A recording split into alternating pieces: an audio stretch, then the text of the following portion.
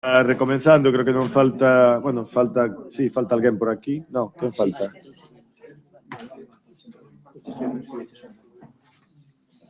Estás preparado? Sí, un minuto, vale, vale.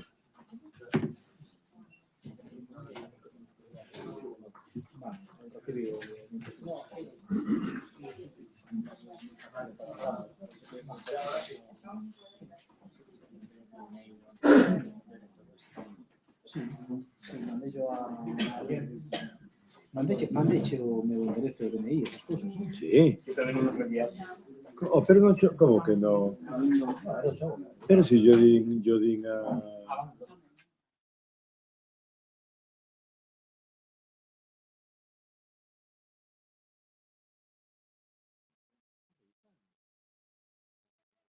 Este Carlos Carrera tamén é enxeñeiro. Sí. Tres enxeñeiros. Ten que prohibirlo todo isto. Para que vexas. Para que vexas. Oye, para que vexas. Xa dixo ao principio que non hai ninguén que traballe no tema. E ao final tuven que botar máis dos enxeñeiros, que son os meus amigos.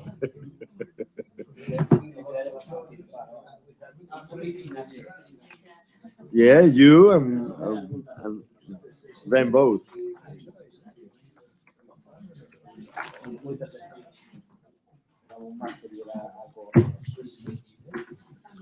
Onde vai Carreira? Marchou?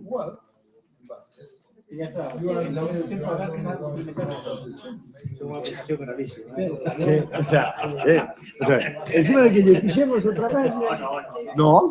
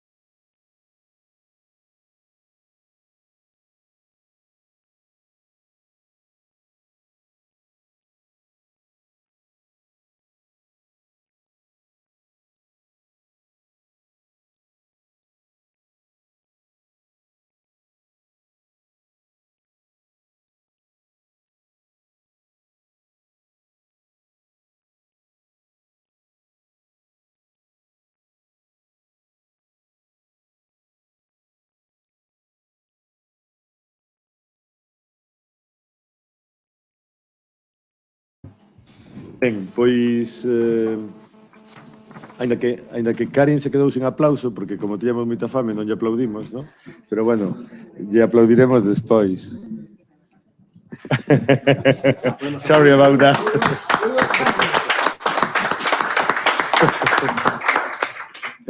And thank you.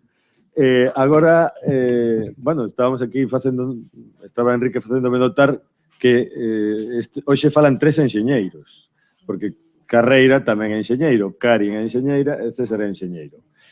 E volvendo ao que dixen cando empezamos a sesión, que algúns non estabades, falar desta cuestión nos fixo darnos conta de que en Galicia casi ninguén está estudando que pasa coas persoas alrededor do leite. Hai algunha que está estudando en Barcelona. Hai algunha que está estudando en Barcelona e ven aquí, efectivamente. Entón, bueno, pois buscando para falar de Irlanda sabíamos quen e para falar de Suecia tamén, porque coincidía que estaba por aquí, pero quen falaba da evolución das formas de organización dos labregos e das labregas en Galicia nos últimos tempos para falar do que queremos falar agora, ademais, que é o que está pasando, non? É evidente que hai formas de representación que están en crise, formas de organización societaria que están en crise, os sindicatos, as asociacións profesionais, a última folga do leite, bueno, evidenciou precisamente que aí hai cousas novas, ¿no?, que están aparecendo, como a agromuralla, en fin, que hai xente que a mellor fai menos ruído, pero tamén está cambiando cousas dunha forma máis local. Bueno, pois queríamos dar conta un pouco de todo isto, ¿no?, do que queren as persoas e non do que quere o leite que vai polos mercados. Solamente, que eso tamén é moi importante. Entón, para facer esta intervención, despois de verdad que lle din moitas voltas e repasei todos os antropólogos, sociólogos conocidos, acabei chegando á conclusión e, bueno, logo de consultalo, pois todo o mundo me decía que era boa idea e teño que agradecerlle a él que o fixera. Xoan Carlos Carreira aceptou facer un pouco unha reflexión que forma parte da súa propia experiencia vital, non? El, moi novo, foi organizador xa na transición, ou aínda na transición, dos primeiros sindicatos labregos en Galicia, en concreto o Sindicato Labrego Galego, das comisións labregas chamadas, e, bueno, na súa experiencia profesional como enxeñeiro, profesor, académico, director da Escola de Enxeñería de Agrónomos de Lugo, nunca perdeu, primeiro de peritos, e logo de agrónomos, nunca perdeu a relación co mundo agrario, co mundo rural, e, sobre todo, a visión que desde dentro e desde fora nos permite, bueno, pedirlle a él que faga este percorrido. Por suposto, aquí hai máis xente con moita experiencia, incluso con moita longa experiencia vital, incluso nas outras comisións labregas, ¿no? Falando das comisións labregas, ¿no? Fouce e Terra, por falar da prehistoria. Pero, bueno, a partir da intervención de Carreira, queremos, digamos, entrar de vez no centro do asunto que temos, que é esa crise de representación e a forma que houbo, porque o pasado pesa moito, polo que vemos, e hai de representar os intereses distintos do mundo que se move alrededor do leite en Galicia. Respecto do mercado, respecto da política, respecto deles mesmos, a relación entre eles, etc. E, sin máis, pois xa lle dou a palabra a Xoan Carlos Carreira para que nos fale das mudanzas, das formas de organización e asociación no sector leiteiro desde 1975 até hoxe. Cando queiras. Bueno, pues boas tardes. Bueno, como dice Tito, eu supoño que teria que haber alguén que podera falar desto mellor que a mí, pero bueno. Tres consideracións rápidas antes de empezar. Eu, polo que escoitei pola mañá, que ademais non interviñen para que non me reñira Tito de que falar cousas que non veñen a conto, eu creo que eu vou partir de un esquema de ideas ideolóxico desde ese punto de vista que eu creo que, polo que escoitei, é minoritario nesta sala. Eu creo que a xente en xeral que interviu partiu dun esquema de ideas un pouco diferente do meu, non? Por lo tanto, vaya por diante eso, sobre todo sin entrar no debate de fondo, porque eu creo que non hai un único modelo que sea inevitable, non foi imposto por designio divino, non? Que hai máis modelos, non? E, en segundo lugar, dúas cousas máis sobre o que vou falar. Primeiro, que hai xente, e nesta sala hai algunha persona, máis dunha, que probablemente sepan das cousas que vou falar máis porque se viron de maneira máis directa, ou viron desde outra perspectiva, e demais. Por lo tanto, supoño que incluso poderán contradicirme o que diga, non? E, en segundo lugar, que aquí se fan xuicios de valor e valoracións que das que eu teria tamén bastantes argumentos para contradicirme a mí mismo. Pero eu creo que están postas aí porque isto se trataba de debatir e, polo tanto, eu creo que está ben que se debata e, como admiten, efectivamente, moitos matices a veces están expostas sin demasiado matiz, non? Pero, bueno, eu creo que para o que se pretende vale, non? Entonces, dito isto, posta a venta antes da ferida, pois empezo, non?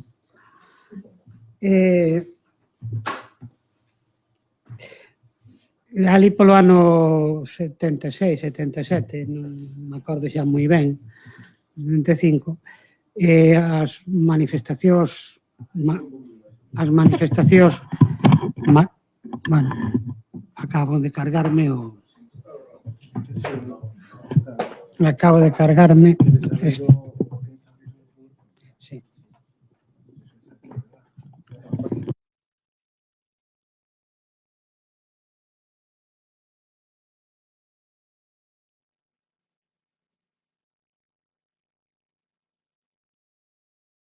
Decía que digamos, as consignas que máis escoitaban nesas movilizacións moi masivas, posiblemente, eu creo que das máis masivas dos últimos 40 anos, decían, nós non somos empresarios, fora a cuota empresarial, nós non somos empresarios. Bueno, é como unha reivindicación digamos, do carácter campesiño, é dicir, o campesiño non é, labrego non é o mismo que empresario, non? E digo, nos últimas movilizacións, eu escoitei xa varias xente que decía o contrario, se reivindicaba. Non, xa, pero deixo minimizado, deixo. Exactamente. Deixo así. Decía que nos últimos tempos, normalmente nas últimas manifestacións, a xente reivindicábase ao contrario, como empresaria, como profesional. E digo, bueno, pois que cambiou tanto en 40 anos como para que a xente que traballa da agricultura, da gandería, pase de reivindicarse como campesiña e non querer ser tratada como empresario, ao contrario, a querer ser tratada como empresaria e non como campesiña, non?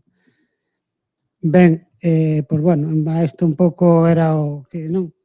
O que podíamos facer. Bueno, eu empezo por unha breve cronoloxía, que xa digo que aquí hai xente que probablemente poda desto falar bastante mellor que a min.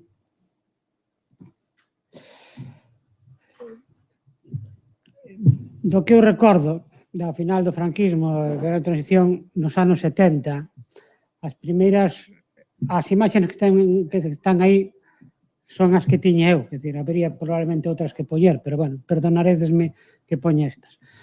Eran loitas locales para a defensa da terra, que si as encrobas, si as celulosas, si en contra da central nuclear de Xove e demais. E despois hai a loita máis generalizar, que é a loita contra a cuota empresarial da Seguridade Social Agraria, o que se produce fundamentalmente nos anos 70, na segunda mitade. Ao mesmo tempo, fracasa os intentos de formar un sindicato unitario a partir dos xermes sindicales que existía e dá lugar a varios sindicatos, depois volvemos falar, que xurden ligados fundamentalmente ao nacionalismo, ao PC, ao OGT, que tiña naqueles momentos menor incidencia. Desde outro punto de vista, é a dereita que se mantén, digamos, ainda a expectativa desde o punto de vista organizativo, non? Ainda manténdose a expectativa desde o punto de vista organizativo, que engañase as primeiras eleccións a cámaras agrarias con, digamos, con siglas ad hoc para cada casa. En Coruña era a Unión Sindical Agraria de AUSAC, se non me equivoco, en Pontevedra e en Ourense iban como Unión de Agricultores e Ganaderos, se non me equivoco. Jóvenes agricultores existía, pero en menor medida, sobre todo na Coruña, algo en Lugo, e en Lugo fundamentalmente a dereita foi como independientes, eran candidaturas independientes, pero revestidas de distintas formas e que engañan as eleccións, digamos, da cámaras agrarias, non? De entre os sindicatos que nacían da clandestinidade, bueno, depois falamos sobre eles, pero, bueno, teñen resultados uns mellores, outros peores, pero bastante minoritarios en relación a esa, digamos, as forzas da dereita agrupadas de distinta maneira, non? A finais dos anos 70, xa non lembro ben se no 78, no 79 ou por aí, non me acordo, dáse unha primeira folga do leite, impulsada, se non me equivoco, daquela en solitario polas comisións labregas, que é un fracaso. Desde o meu punto de vista, vistas a estas alturas, é un fracaso. O seguimento limitado, acaba con enfrentamentos dentro do sector, e, polo tanto, acaba en un fracaso que vai condicionar tamén un pouco o que ocurra dali en diante. Na década dos 80, digamos, ven o que caracteriza, digamos, é as consecuencias previas e posteriores da entrada no mercado común. Algún sindicato xa comeza movilizacións previas á entrada, argumentando que a produción de leite vai se ver afectada, e creo que na segunda mitad, algo polo 86, 87, non me acordo, se crea a plataforma en defensa do sector lácteo, que agrupa casi todas as forzas sindicales, políticas, eu creo que actuantes no sector. Daquela me parece que só queda excluído o PSOE, que era goberno en aquel momento, e que, polo tanto, era a quen se dirixían, digamos, as reivindicacións.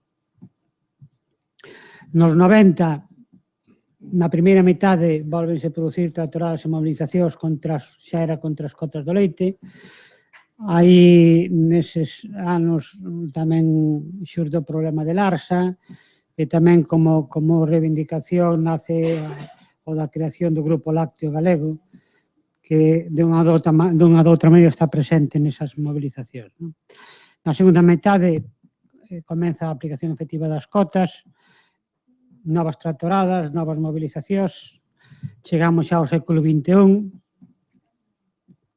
hai unha etapa, eu creo que máis ben de desmoralización, parece a min, ou desmovilización no sector.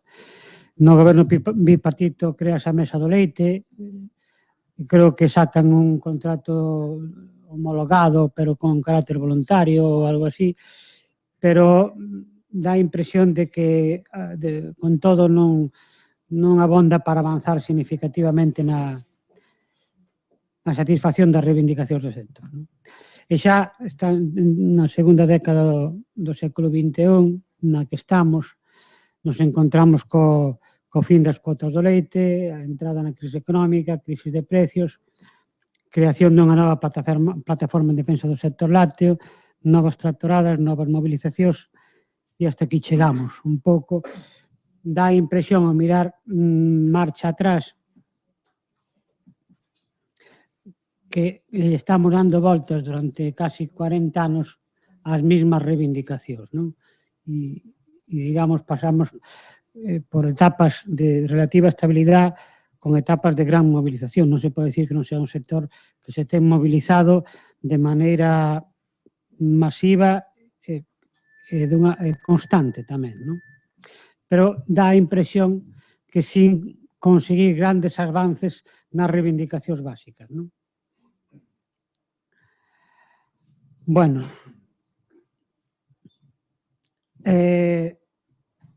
para caracterizar un pouco o sector e poñer sobre a mesa outro tema, primeiro había que empezar, que a mellor de decirlo aquí, pois non é ben recibido, pero decir que Galicia é algo máis que o sector lácteo.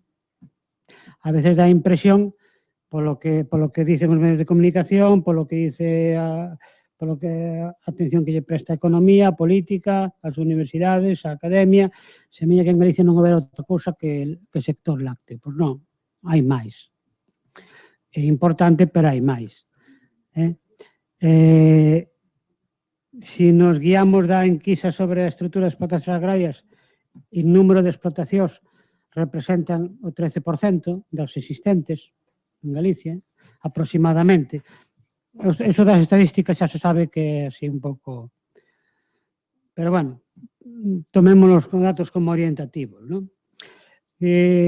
Tampouco toda Galicia se dedica á produción de leite, xeográficamente, pois a zona de produción de leite, se fixéramos un análise estadístico por digamos, orientación productiva, poderíamos delimitar a zona xeográfica de produción de leite aproximadamente, tampouco tomedes en sentido estricto, pois nas comarcas que están dentro desa línea de color negro algo grosa, non?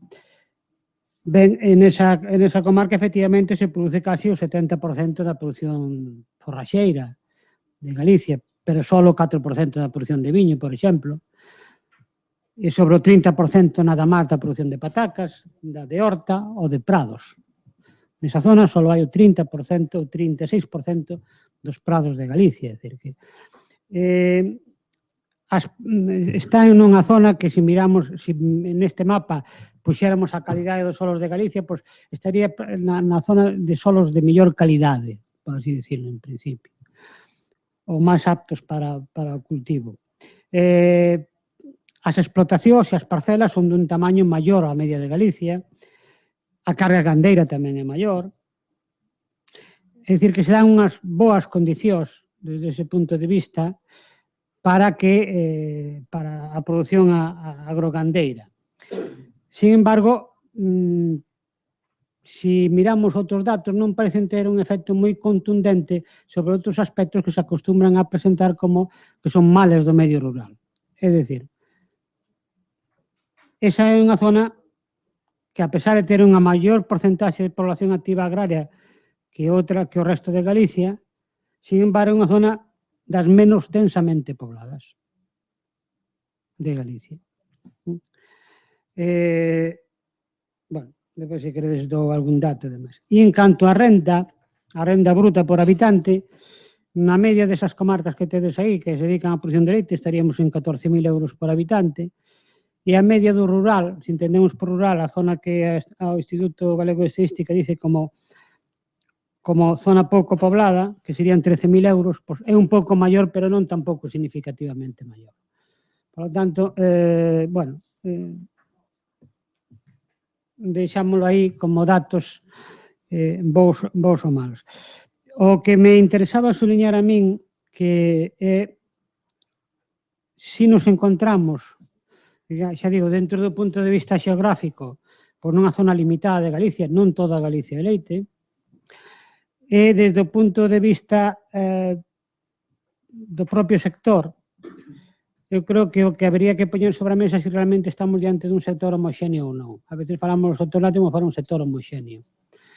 E eu creo que non o é. A miña formulación é que non é un sector homoxéneo, é dicir, que probablemente se precisaría estudiar máis a fondo, pero por caricaturizar,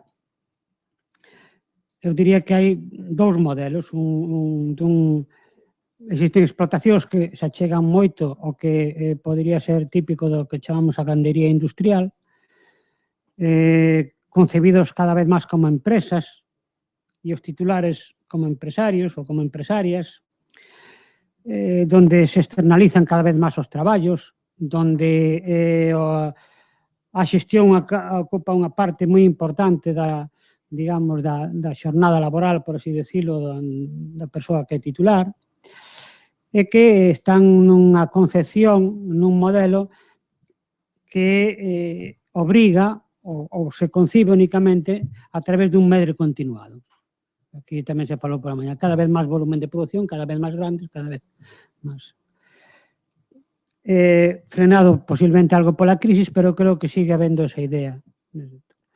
Por outra banda, tamén caricaturizando, porque seguramente que hai moitas situacións intermedias, están aquelas explotacións que siguen a ser concebidas como explotacións familiares, que poderíamos ainda consideralas campesiñas, en certa maneira, con un número de cabezas de gando que se adapta ás posibilidades e disponibilidades que ten a familia para atendelas, non? Aquí, aquí esta é unha táboa sobre a que habría moito que debatir, pero que vemos a marxe neta por unidade de traballo. Se a víramos por unidade de superficie ou por unidade de gando, é evidente que as pequenas son máis eficientes que as grandes, ou polo menos as de tamaño medio. Por unidade de traballo, non tanto así, vedes que hai variacións, pero, digamos, ese marxe neto que só ten, pois nunha se dedica fundamentalmente a remunerar a mão de obra familiar, e noutras, digamos, fundamentalmente concebido como un beneficio, non? É a concepción, que dicía antes, de un tipo de concepción ou outra. Por que fago referencia a isto, ou diría que habería que plantearse si estamos diante dun sector homoxéneo, porque, evidentemente, se non o estamos, probablemente as necesidades organizativas de reivindicación e demais serán diferentes. E eu creo que son diferentes. A veces só falamos de un modelo, o que normalmente digamos, se ten imposto un modelo máis ben empresarial, pero hai outras necesidades. Iso leva a digamos, probablemente, e iso sería un tema de debate, a necesidades de tipos de organizacións distintas e tamén as reivindicacións probablemente tamén sean diferentes, non? O que necesita cada unha delas. Ben, non insisto nesto porque supoño que isto dá para debatir e probablemente o podamos facer, non? Desde o punto de vista das organizacións que actúan no sector, eu empezaría por facer unha pequeno análisis das cooperativas. As cooperativas que hai hoxe en Galicia, no sector do leite, non teñen nada que ver, porque a veces tamén, como falamos de cooperativas, e decíamos na comida que quen critica a xente de Galicia de ser moi conservadora ten absolutamente toda a razón. Entón, temos unha idea na cabeza e pensamos que a cousa sigue sendo así per sécula seculorum, pero estas cooperativas non teñen nada que ver cas cooperativas das que falaban Avelino Pousantelo ou outra xente das cooperativas de explotación comunitaria. Nada que ver. Estamos falando de outras cooperativas. A mellor incluso deberíamos empezar a darlles nombres distintos, porque ao chamalas da mesma maneira se transmiten a veces na opinión pública conceptos diferentes. Bueno, estas cooperativas que, do meu punto de vista, para min toman, a parte das que veñen de máis atrás, Feiraco, Leime e demás, comenzan a tomar forza fundamentalmente na década dos 80, 90. ¿No? E nacen fundamentalmente como suministradoras de insumos, piensos, evidentemente, fitosanitarios, zoosanitarios e demais, adubos.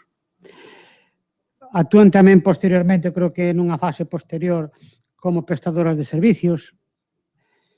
Por lo tanto, e desde este punto de vista, pois, contribuyen inconsciente e inconscientemente a apuntalar un modelo de gran uso de insumos, porque además hai un interés en eso. Eu digo que para mí o seu papel nunca estuvo claro, nin dentro nin fora das cooperativas. Eu creo que alguén o dixo pola mañá, pero eu creo que sí estiveron máis preocupadas moitas veces de, digamos, de coller parte do campo sindical ou ser uns actores máis nese terreo que outra cousa, non?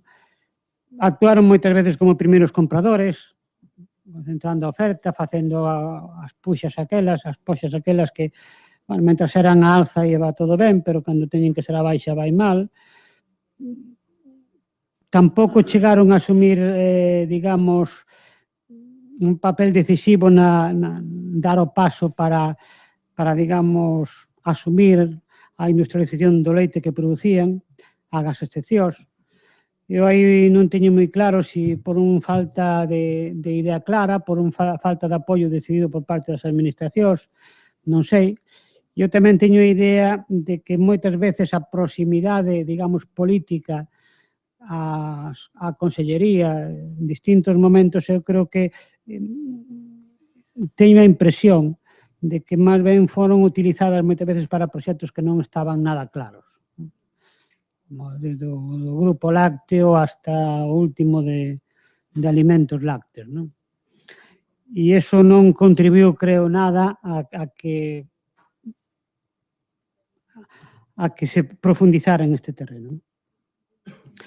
E isto digo con carácter xeralizado, iso non quere dicir que non haxa casos localizados que callaron, tiveron un impacto moi positivo no sector, pero, digamos, como como opción para articular ou artellar o conxunto do sector, creo que non funcionou, non?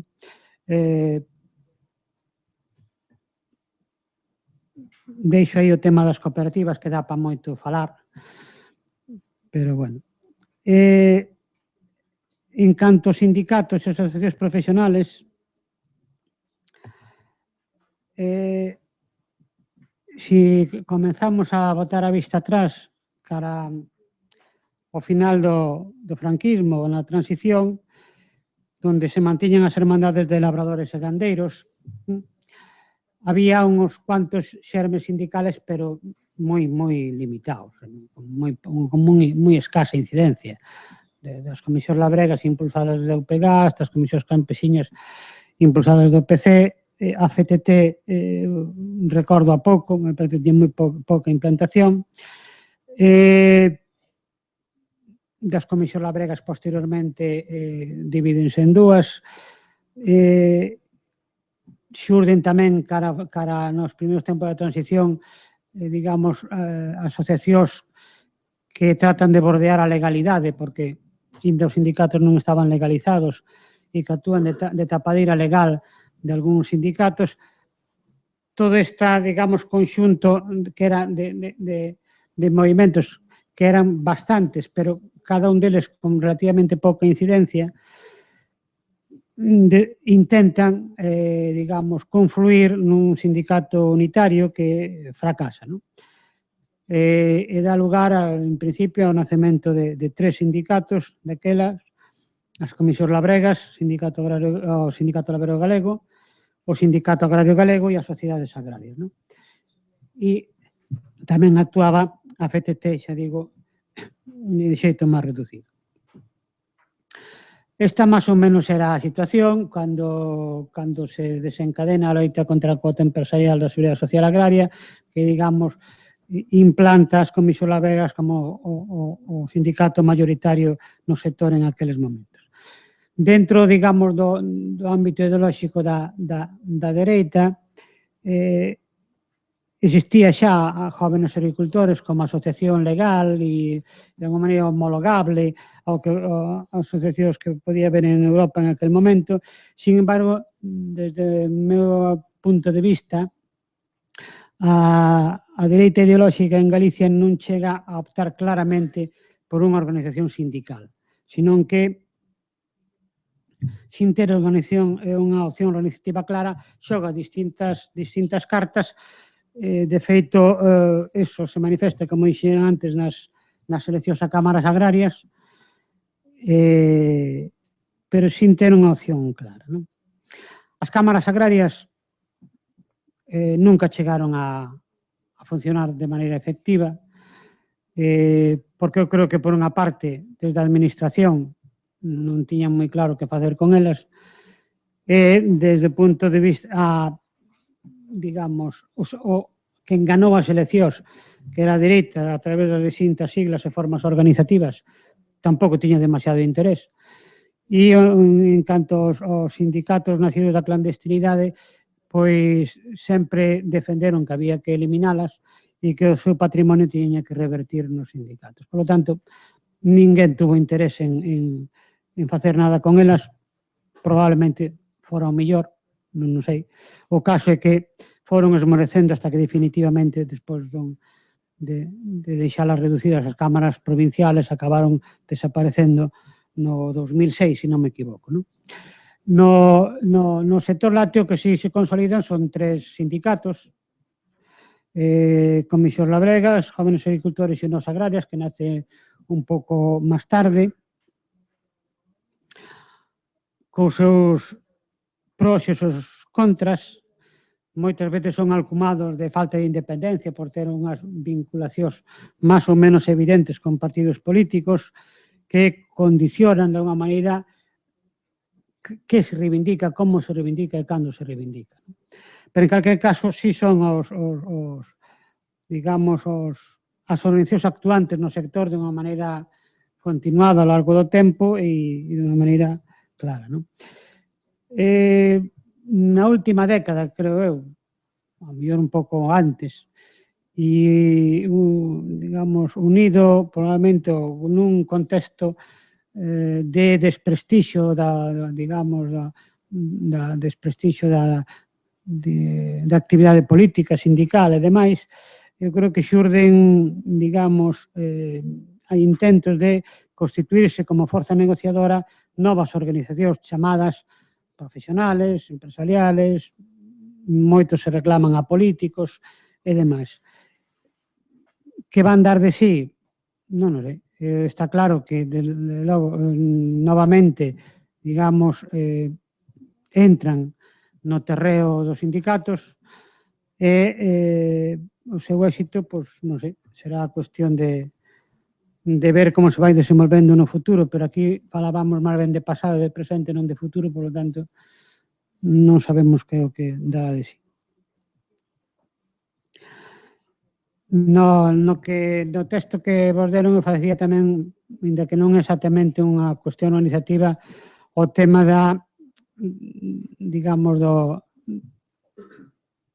da cuestión técnica, de investigación, de desenvolvemento ou divulgación no sector, non? Porque a mí me parece que é un tema moi importante.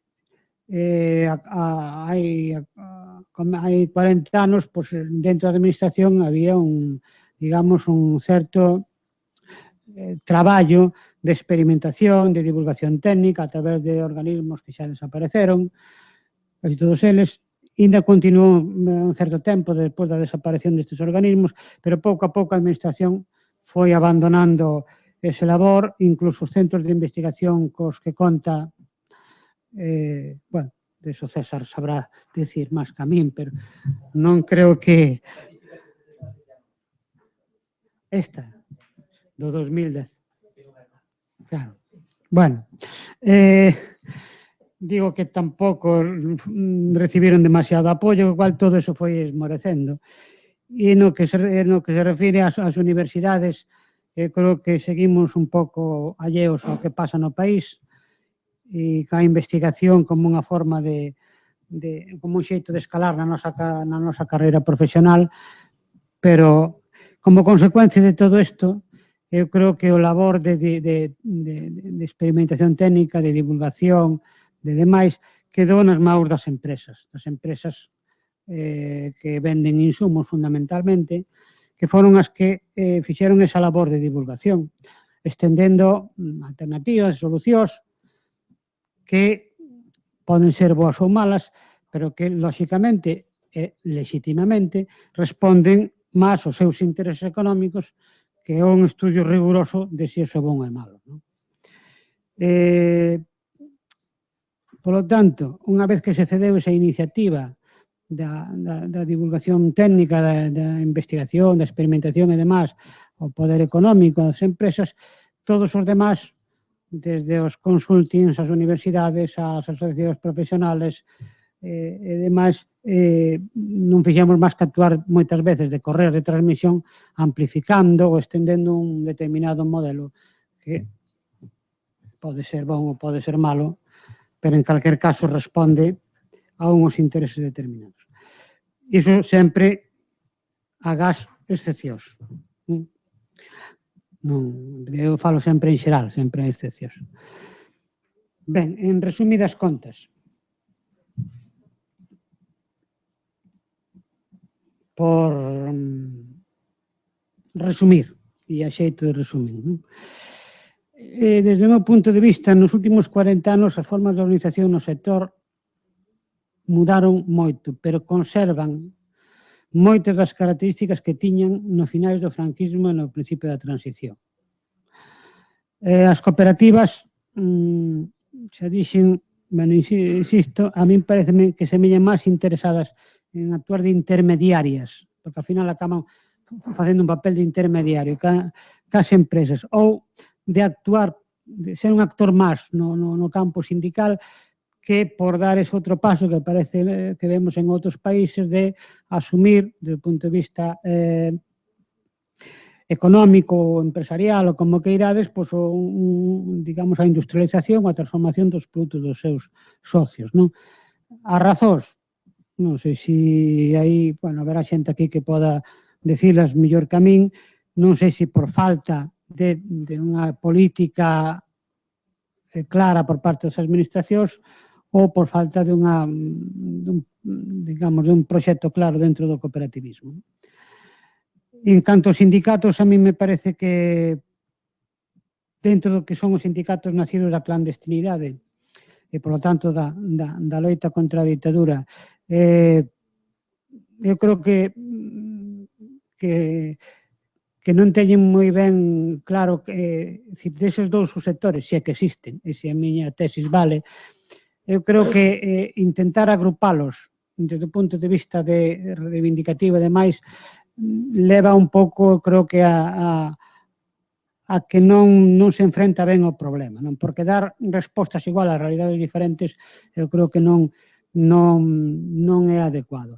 E iso non quere dicir que non o teñan claro a nivel teórico. Eu creo que probablemente as necesidades e as reivindicacións inmediatas dun sector en continua, digamos, proceso reivindicativo, mobilizador, pois é complicado.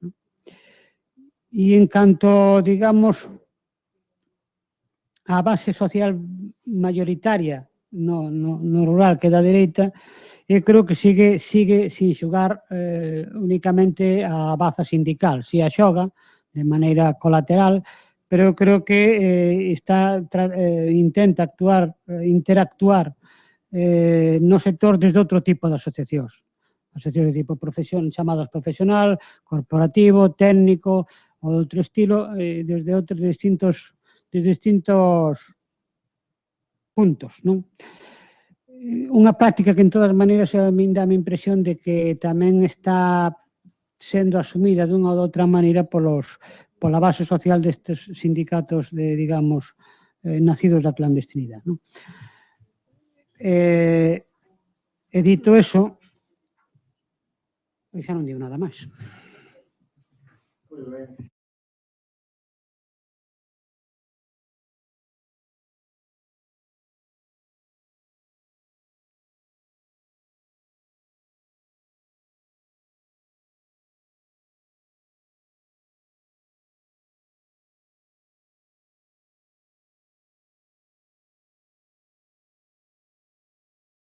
Sí, por abrir o lume mentras vades pensando por onde intervir.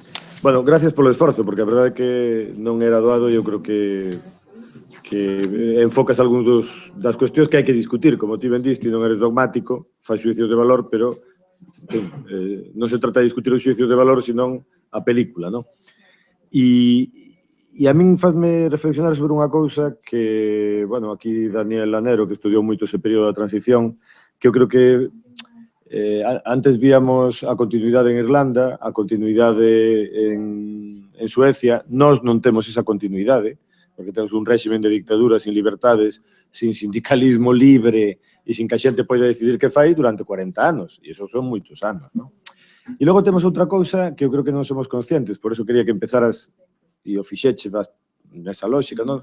En como empeza todo nunha lógica política antifranquista, que non ten nada que ver coa profesión, ten que ver con outro tipo de reivindicacións, non? E nese contexto, eu, bueno, non é para discutir isto, pero sí que quero poñelo diante, porque cada vez teño máis claro que as cámaras agrarias, que ti mismo dices que non se sabía moi ben o que eran, que duraron hasta 2006, a vez que había cooperativas, sindicatos. No fondo, eu creo que hoxe sí que sabemos o que foron. Foron un instrumento moi intelixente das élites locais e dos poderes locais que gobernan o territorio vinculados ás alcaldías e ás candidaturas, etc., para perpetuar a quen mandaba antes da morte de Franco localmente. Eso foi o instrumento das cámaras agrarias. O asombroso é que, a pesar de tanto antifranquismo, ninguén rompera con elas, porque, dunha forma moi intelixente, deus a entender que eran como os parlamentos do rural.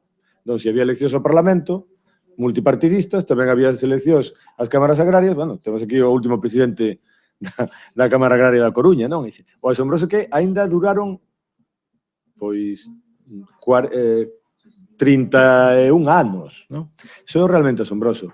E eu creo que iso é auga pasada, non move muiño, pero dá a entender en que medida aínda hoxe seguimos redefinindo as formas de asociación dos labregos, non? E das labregas. E logo hai outra cosa que te dixeche que eu creo que é moi... Pero, bueno, isto é, digamos, unha acotación de historiador, non? Pero hai unha cosa que me parece moi importante, acotación de historiador, pero sirve para entender por que neste momento estamos tamén como estamos, non? Hai unha cosa que me parece moi importante que ti deslindas e é a cuestión de que como a realidade é moito máis complexa que un sector, no? O sector leiteiro é moi complexo en si mesmo, é moi diverso, claro, pois as demandas, as necesidades e as organizacións tamén teñen que ser diversas. E iso tal vez é o que está ocurrindo hoxe. O sea, a efervescencia que hai no sector está respondendo a esa diversidade de intereses, de dimensións, de trayectorias, de posibilidades. Ten que ver co mercado, por suposto, pero ten que ver coas decisións que en cada explotación están tomando tamén, non? E eu creo que isto foi algo que na lógica do sindicalismo que ven do antifranquismo ou que ven da política ou dos partidos, pois non se dimensionaba exactamente, non? Non se poñía diante da mesa. A diferencia do que vimos que ocurría en Irlanda ou que ocurría en Suecia. Son asociacións que defenden intereses de productores. E, bueno, nos decía Karim Martin que a partir do ano... Bueno, nos últimos 15 anos houve un sindicato moi moderno, moi liberal en Suecia, que decían non somos modernos porque estamos contra a regulación. Bueno, de acordo, pero é unha forma digamos, de plantearse para ben ou para mal, eso xa é outra cousa, a intervención na defensa dos intereses, non? E eu creo que esa idea túa, que por outra parte é bastante evidente, eu creo que é importante, non? E me gustaría que discutíramos tal vez sobre ela. E logo hai outra cousa que me chama moito a atención tamén, que é unha continuidade paralela a das cámaras agrarias, pero que ainda chega hasta hoxe, que é a da mesa e o grupo lácteo, non? É dicir, todo o mundo xunto, remexido, como dice algún colega noso, é dicir, todos somos iguais, todos defendemos o sector, non hai diferentes intereses, hai un único modelo que, ao final, claro, visto en perspectiva, a conclusión é nunca se conseguiu nada. Se foi todo un estarivel, un trampantoxo, que ao final non deu lugar a ningunha solución concreta para ninguén. A ningún novo modelo, a materialización dun modelo vello, é un pouco o balance que eu fago, a sensación que eu teño. Pero, bueno, como aquí eu falo desde fora, e logo pois están os que viven deso e os que traballan, eles dirán, vamos, eu me permito o luxo de decir todo isto, non? Pero o que nos interesa é ter a súa opinión, moi especialmente a partir de agora, non? Pero, precisamente, a visión do observador que dice, levamos desde o ano 87 falando do grupo lácteo, seguimos discutindo ese asunto, cando ninguén, bueno, cando todo o mundo dice moito tempo que iso, non sei, que iso é unha cousa bella, non? E seguimos coa cuestión das mesas do leite e de todos xuntos nalgúna dirección, pero claro, non temos un plan como do goberno irlandés, nin temos unha sociedade rica e movéndose como a sueca, entón, non sei, deixo isto encima da mesa, simplemente para dar palabras. Unha palabra.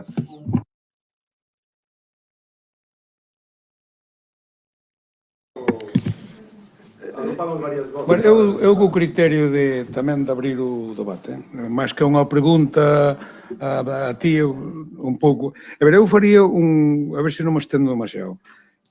Primeiro, que a situación é totalmente diferente, iso non é ningún secreto para ninguén, non? De falarmos de cando entramos no mercado común a hoxe. Entón, o que pasa é que hai que mirar, a valoración é positiva ou negativa? Pois como todo na vida, non? Ten grandes esquinas e grandes historias, non? O que non vale é o discurso. Está claro, eu, pola miña edad, fui un actor principal en todas as facetas do sector desde fai moitísimo tempo, non? Entón, eu creo que, basicamente, estamos ante unha situación que eu valoro a positiva. Eu creo que os logros conseguidos foron positivos. Non considero que fora un desastre que pasou, todo o contrario, non? Entón, agora, que marco nos encontramos agora? Bueno, pois os sindicatos, pois sí, non son capaces de facer diferente, igual que pasa nos outros sectores da sociedade. Eu parto da base que o sector dou un paso importante que se integrou na sociedade viva, na sociedade de non dar pena, digamos que agora os gandeiros non están esperando por salvadores, como estaban cando eu naqueles momentos iba de Salvador, non? Non, agora son profesionales que viven e que ten un medio de vida digno. O que eu me pregunto é se se pasan de voltas. Para min o problema é que modelo productivo temos, non? Creo que valoro hasta aquí o que hubo, era imposible que en Galicia seguíramos co 30% de mão de obra ativa no campo, o modelo das explotacións era inviable, e hoxe temos un texido produtor importante. E con unhas lagunas, para min, desde logo, hai temas que non vale a pena darlle máis voltas. Creo que a batalla cooperativa está perdida, a batalla do grupo lácteo está perdido, e non merece a pena, pode quedar un nicho de mercado, pero como grandes eixos de traballo, creo que é un discurso pasado.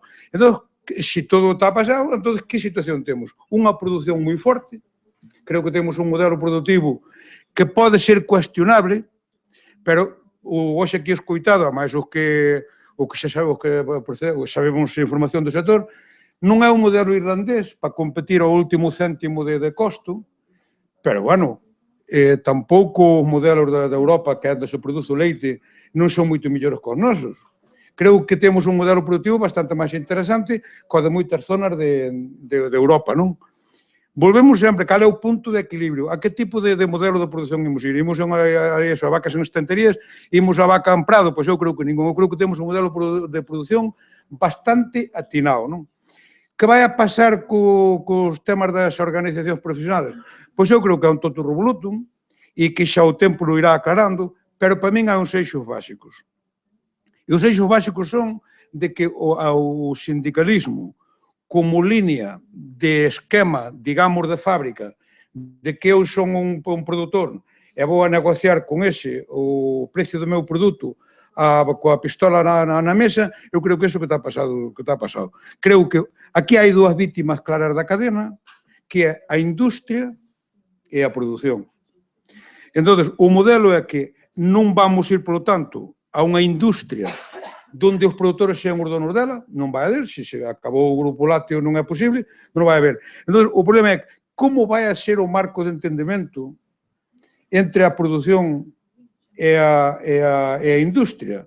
Eu creo que non queda máis alternativa que os sindicatos que hai ou as novas organizacións que aparezan ten que ir a un marco de entendemento coa industria a narices. O modelo de aquí márcanos as líneas, marcas a distribución.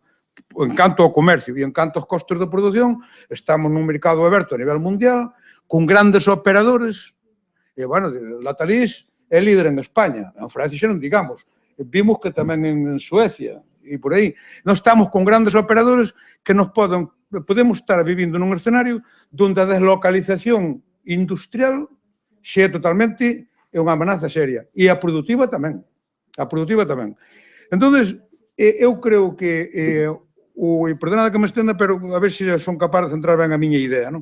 Creo que neste momento a alianza da sociedade economicista do país parece que non temos peso, os grandes capitales galegos, que tamén os hai, non se lle ve interés de invertir no sector. Entón, ao final, quédanos o marco legal, que podemos incidir só pola vía política, o marco de negociación permanente que é entre a industria e a produción e, polo tanto, quédanos a integración da cadena láctea que é a vía pouco non hai moito que descubrir a pólvora, non? Que é a vía da interprofesión, que neste momento, ao meu modesto entender e no que conozo, pois máis ben está paralizada. O que é a integración da toda a cadena láctea, non? Entón, eu creo que, e nada máis, porque estou dicindo cousas obvias, e que cotadas aquí na mesa pero eu creo que a cuestión é dentro desto, aquí hai xente que ten a actitud sindical neste momento, aquí falta a industria, e xente como a min é moi fácil decirle aos outros operadores o que ten que facer, pero é moi difícil facelo, porque organizar interlocución sindical é moi difícil, e desarrollar actividade industrial pois é terriblemente complicado. Entón, perdonade pola miña extensión, pero creo que coas armas que temos e dando por, sobre todo a miña intervención, o que eu pretendía era decir, o modelo sindical, os que hai, dá a impresión que chegaron ao seu nivel de utilidade. Non é posible unha movida cooperativa e non é posible unha industria afincada na produción. Entón, a partir de aí, falemos, pero a miña proposta é que nestes terrenos dá a impresión, na miña opinión, de que non merece a pena queimarse demasiado, non?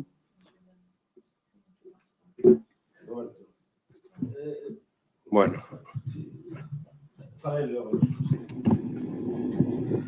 A diferencia do que foi a mañá, que era un pouco facer preguntas sobre o que estaba facendo aquí, quixera, máis que preguntas, facer algunha reflexión e, sobre todo, acotar algunhas de discusión. Partindo da premisa básica de que aquí en Europa está casi todo inventado e o que se trate de escoller a ferramenta que é máis operativa, eu quero empezar polo principio da afirmación que dicía Carlín, que é que Galicia é algo máis que o sector lácteo e, polo tanto, as organizacións agrarias son algo máis que o sector lácteo. Por lo tanto, se queremos falar cal é o modelo organizativo de representación do conxunto do sector, pois temos que dicir como adecuamos as organizacións que teñan presencia en toda Europa a realidade representativa de negociación, e se o que queremos facer é do sector lácteo, a propia Unión Europea e a propia Comisión creou ferramentas que probablemente por ter unha dificultad práctica aquí en Galicia, e iso faría reflexión ao final, está provocando de que aqueles que non a poden utilizar por dificultosa cuestionen a súa operatividade. Eu quero empezar polo principio, non vou entrar en algunha das referencias que facía Carlín, que eu estuve lendo ayer cando viña no avión o documento que presentaba, e probablemente cando faláramos da historia, pois de como xurdiu o movimento sindical e como naceu o Acordo do Poder, pois hai unha actitud un pouco, porque a vivín en primeira persona, simplemente para corrección histórica, decir de que se algún enemigo tuvo a UPA e Unións Agrarias foi o ministro Romero, que, como sabes, o feito de que o noso modelo é un modelo sindical raro, porque é o único caso que hai dunha organización agraria de produtores, de empresarios dentro dunha central sindical, eu non conozco outro precedente no mundo, nesa discusión que el planteaba, da discusión entre empresario ou traballador, é dicir, partindo da base de que as rentas dun agricultor, dun gandeiro, cando se plantea o sindicato, estaban máis próximas as dun asalariado que as dun empresario nese concepto, non no concepto de outra demanda de servicios, de aí que nos anos posteriores se fai unha reformulación de todo o proceso dentro da UGT e se crea unha organización ao marxen da FTT, si recordar que probablemente tuvera moito que ver a folga xeral do 14 de diciembre, a batalla formal do goberno de Felipe González e de Carlos Romero para crear unha organización en torno ao Partido Socialista se fai partindo do que habían sido os líderes históricos do movimento agrario ligados ao PSOE e en torno a COA. Non olvidedes que Josep Pucheu, que foi unha persona clave en toda a historia do goberno socialista, era un dos fundadores e responsables da Unión de Pallesos en Cataluña, Manaute, que fora conselleiro de Agricultura da Reforma Agraria en Andalucía, fora un dos fundadores da COA de Andalucía, Gonzalo Arguilé, que fora conselleiro de Agricultura en Aragón, fora un dos fundadores da COA, e o que provoca Romero naquela batalla é tratar de crear unha organización que se chamaba daquela Escodea, Coordinadora de Organizacións de Explotación Familiar, partindo da escisión de todos estos dentro da COA e dunha organización sobre a que pivotaba, que era a Unión de Campesinos de León, que era Xerardo Manchado, que estaba nas sillas rodas, e un máis famoso últimamente, que era Matías Llorente, que era o vicepresidente da UCL e vicepresidente da Diputación. Por lo tanto, esa batalla, é dicir, nese tema no que planteaba un pouco como xurdiu nese momento, pero eu creo que eso é pasado e ten que ver na primeira parte da exposición da historia, pero eu vou á segunda. Na segunda, cando se plantea a creación dunha organización agraria profesional, se plantea neses ámbitos e cando nos xurdimos no ano 85 para buscar unha representación transversal. É certo que nos anos 90 nos planteamos incluso non só a sectorialización da organización, senón a creación de colectivos de representación do mundo rural, entendendo que o mundo rural é algo máis co tema da produción da leite, de pataca ou de carne. De aí que colectivos como o de Ventonoso na enerxía eólica, que depende da organización, a Sefoga, que leva todas as comunidades de montes e vente da madeira, ou Fademur, no tema de muller rural, son colectivos cunha presencia moi activa, moi dinámica no seno da organización. E nos planteamos, no seu momento, probablemente despois das segundas eleccións a cámaras agrarias, donde a direita solo gana en Ourense, é dicir, a Cámara da Agraria de Coruña, donde estou de presidente, a de Pontevedra, donde está Román Santalla, de Unión Agrarias, e a de Lugo, donde está Antón Ledo, do Sindicato Labrego Galego, nas 3 provincias ganan, neste caso, Unión Agrarias, Sindicato Labrego. Pois nesa tomas a decisión de plantear a disolución das cámaras agrarias provinciales, pero plantease a raíz da historia de o que estaba pasando noutras comunidades autónomas o buscar fórmulas obxectivables de representación que non cuestionaran o que había salido desas urnas, pero sobre todo que permitira que houbera formas de medir a representación máis alá dunhas eleccións a un órgano que non existía, que non lle víamos finalidade.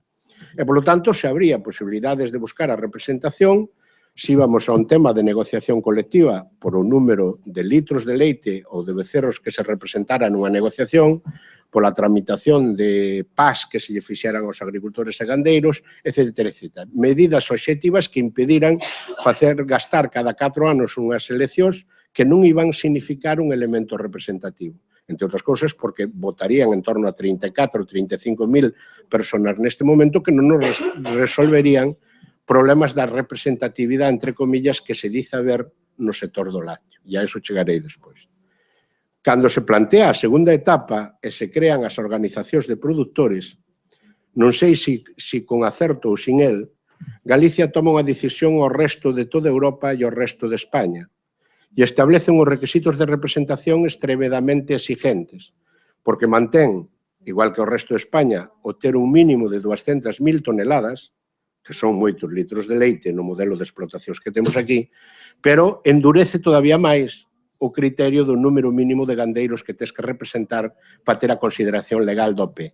E igual que hai en Cataluña un OP que representa 300.000 toneladas con 66 gandeiros, aquí en Galicia só hai dúas, unha de cooperativas que teñen 300.000 toneladas e 1.200 gandeiros, e a quedou feito Unións Agrarias que Aulega con 2.160 gandeiros e 500.000 toneladas.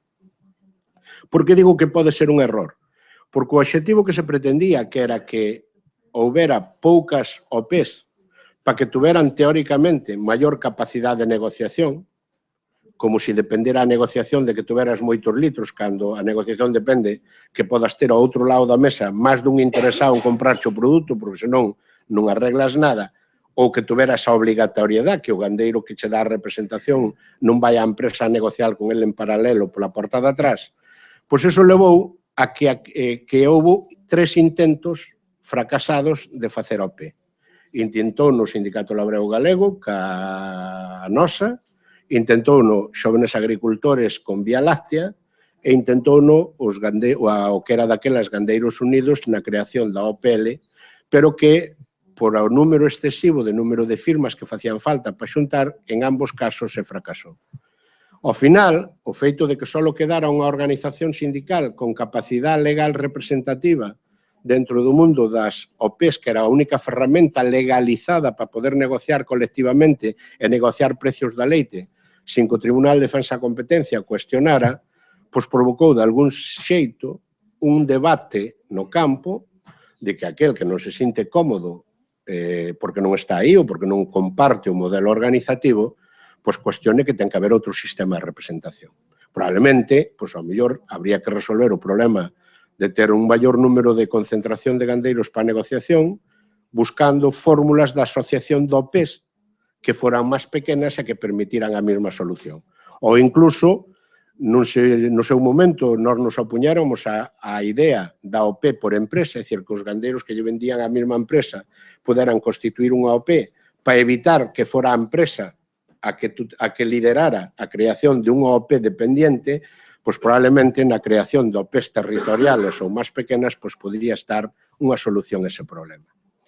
Xurde, polo tanto, ese debate que eu creo que, cando se plantea de forma generalizada, eu creo que as organizacións agrarias, os sindicatos, como se lle queira chamar, dentro do descrédito político no que se vive no momento, teñen a súa parte de representación, pero hai unha parte que está moito máis nos medios de comunicación que na realidade interna. Ou, polo tanto, eu non a sinto de forma intensa. Quere dicirse que en Unións Agrarias neste momento a corriente de pago, según a última certificación do UGT, hai 3.800 gandeiros con cuota que están afiliados, dos cuales 2.200 están na OP.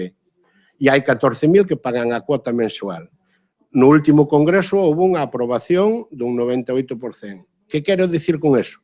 Que dentro dun 40%, casi un 50%, dos gandeiros que poden estar na nosa órbita, non hai un problema de modelo de representación.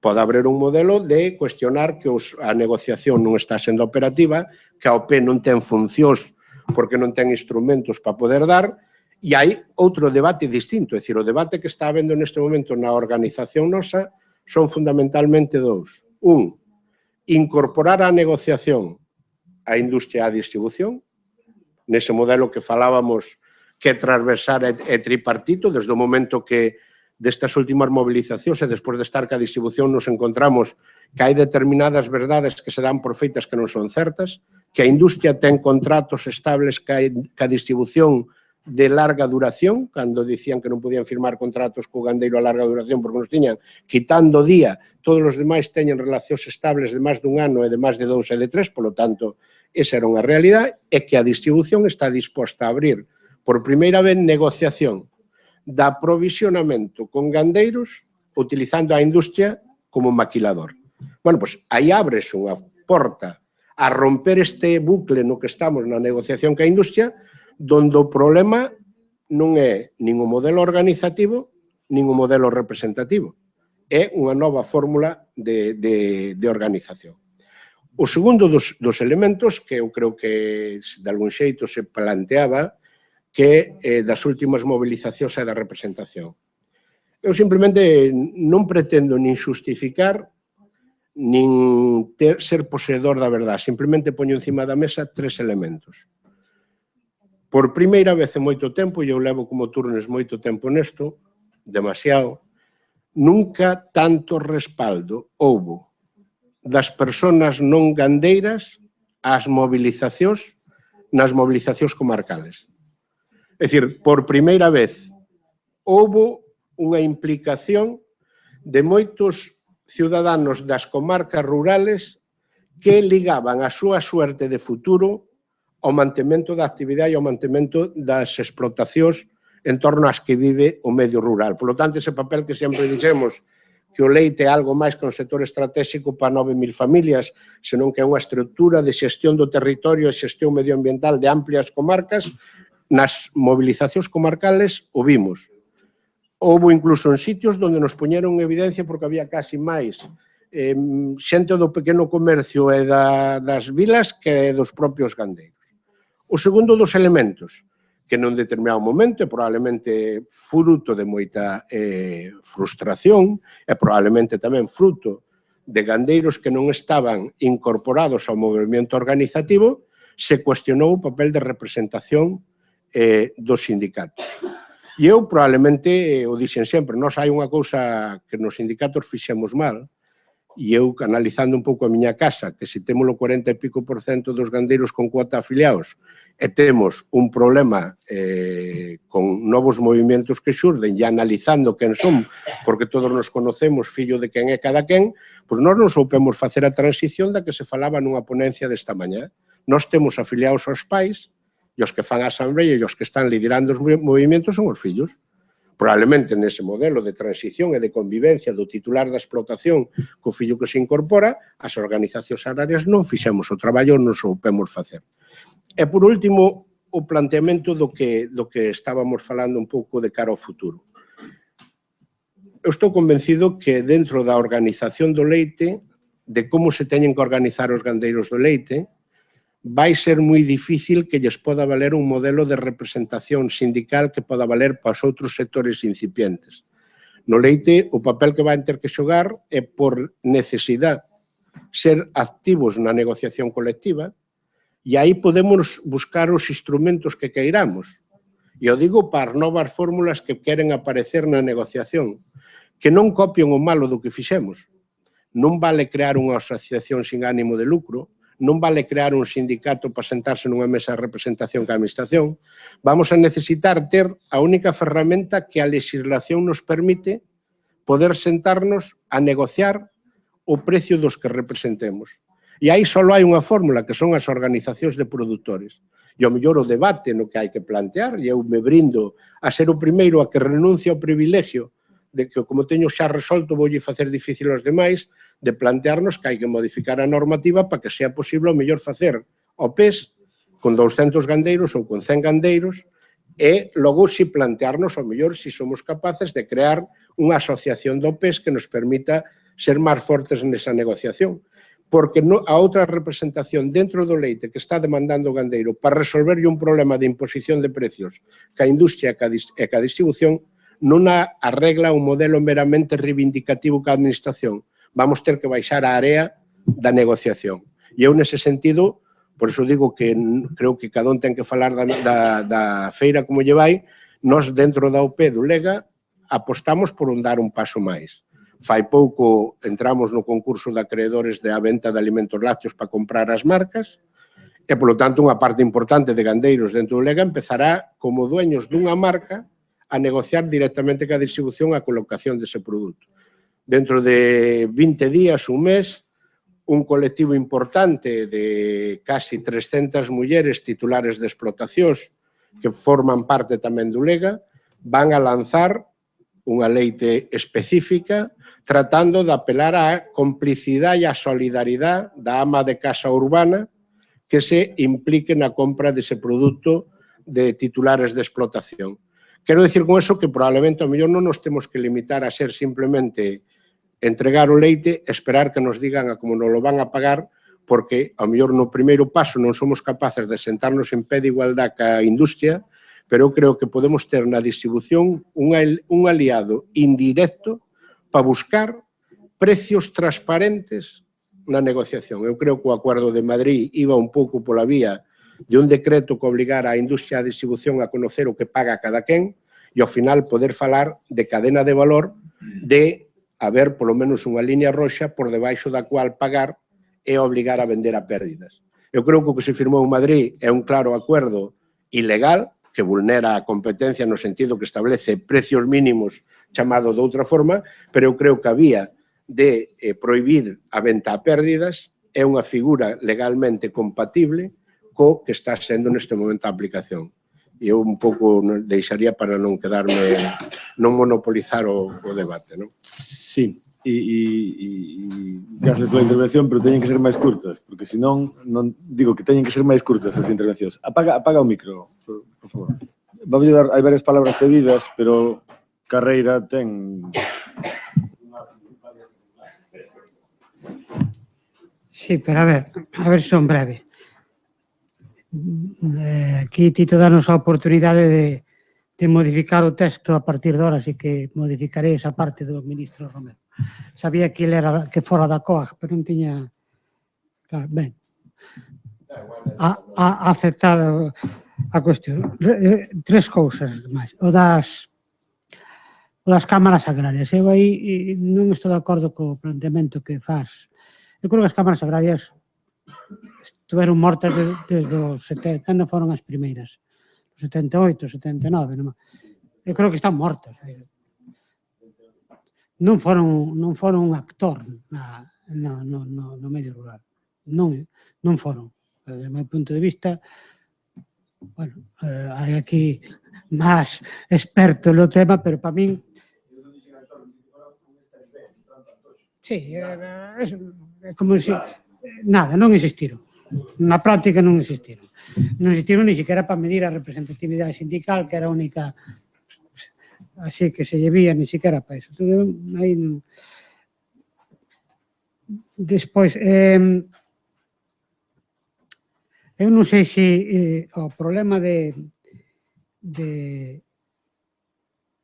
da organización. eu creo que non se pode abordar o tema da organización sin falar do modelo que se pretende seguir, non? Entonces, porque eso condiciona a todo o demais. Entón, eu creo que, por unha parte, hai evidentemente, hai, desde o meu punto de vista, cousas que probablemente non teñen remedio, ainda que eu non comparta ese modelo, pero non teñen remedio.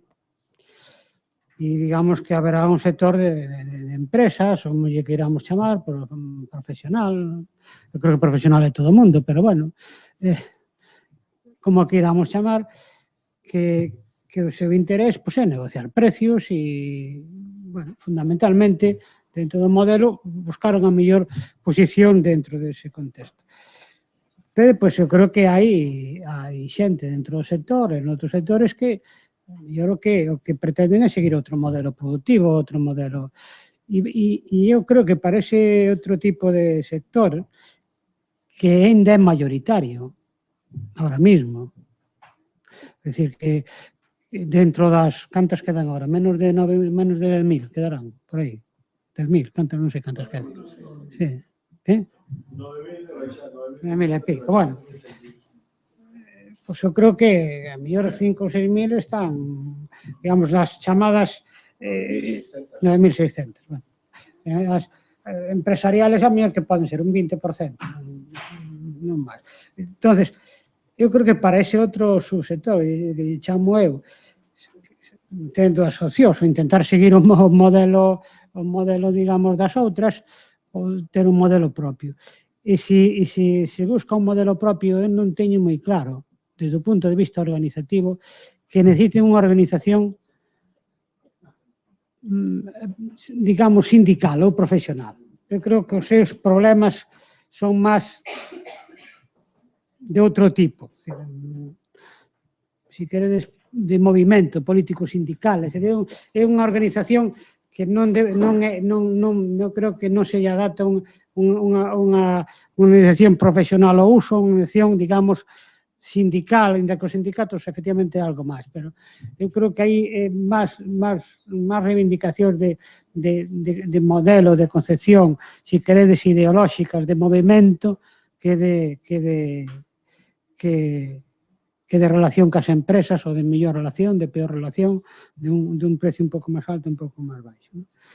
E eu creo que a mí me parece que aí a necesidade organizativa deste outro sector non ten nada que ver cas asociacións profesionais e cos sindicatos. E eu non sei, isto xa é forma de pregunta, porque eu non teño claro o feito de que digamos, a dereita gobernante aquí durante sempre, menos durante sempre, salvo uns anos escasos, non ter, digamos, porque eu creo que non ten, porque está disperso, non ten un interlocutor claro e tal dentro do campo sindical, porque eu creo que aí xogan varias bazas, como dicía eu, non estará afectando a que non esas relacións se regularicen, se avancen en ese terreno. É dicir, o feito de que non ten un interlocutor do outro lado claramente definido. Non sei, para os que sabedes, ahora pregunto eu. Sigamos, que hai varias palabras.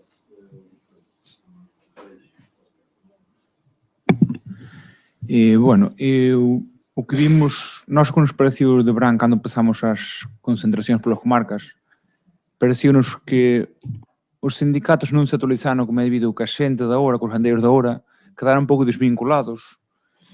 E nós o que fixemos ali foi, creamos unha asociación de mazaricos, pero vimos que os gandeiros solos non íamos a ningún lado. Promovemos un pouquinho a masa social, as empresas todas da volta. Cando fomos ás comarcas, cando fomos a Santiago, viñeron con os farmacéuticos, xente que ten bares, xente que ten tiendas, que nunca pasou na vida, só decía antes Roberto, tamén o tema social. Cando fomos para Santiago todos en setembro, o tema de que a xente salía ás ventanas animándonos, eu creo que nunca vim, son novos, son de mano que hai aquí, pero bueno, xa fun uns cuantas, e salía a xente animarnos a que nos rendíramos, creo que eso nunca pasou. Era un pouquinho que tiñamos que aproveitar ese auxo que había ahora da xente do apoio social, que non está pasando. E o tema dos sindicatos, parece que os sindicatos chegaron ao seu fin, non souberon actualizarse. De feito, agora está a famosa plataforma que está aí creada. Eu vou a reunións moitas veces tamén ali, pero eu vexo que estamos todos vinculados ali, sentados ali todos, pero cada un independiente sigue facendo o que quer o seu sindicato, ou que quer a súa asociación, ou o seu... Non temos a unión ainda todos que temos que ter todos. E parece-me que ainda marca un freno a plataforma, está marcando un freno, igual que os sindicatos. Ao final, vence nunha cousa parecida. O dos OPs, parece-me que o tamaño, que é un pouco que o está Fernando, ningún OP é capaz de negociar o precio de toda a provincia da Coruña, ou de... Creo que ten que ser máis tema local, por exemplo, un Mazaricos, noutra comarca é outra, ou así. Mais ben locales, de menos capacidade, vá. Porque senón, que haxa gandeiros na túa comarca que sean de outra OP e non podes negociar con eles sendo da túa mesma empresa, que vai haber precios diferentes aí. Pareceme que non leva un rombo fixo. E depois tamén o tema das cooperativas. Todos falamos das cooperativas a nivel Europa que está moi ben, pero eu teño unha pregunta. Somos cooperativistas nós para querer cooperativas? Pareceme que individualmente aquí en Galicia houve claros exemplos que foron a ruína e pareceme que nós non estamos... falta-nos ainda dar un paso máis para que o tema da cooperativa vai adiante.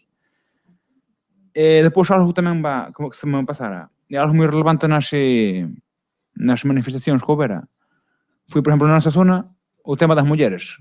Que nunca as mulleres iban por aí, pero eu estou por apostar que entre 30 e 40% que foron con nós eran todas mulleres. Por lo menos un Mazaricos. E hasta agora eu nunca vira tal cousa. E, bueno, tamén quería deixar outro hincapé. Que pasará co futuro desto?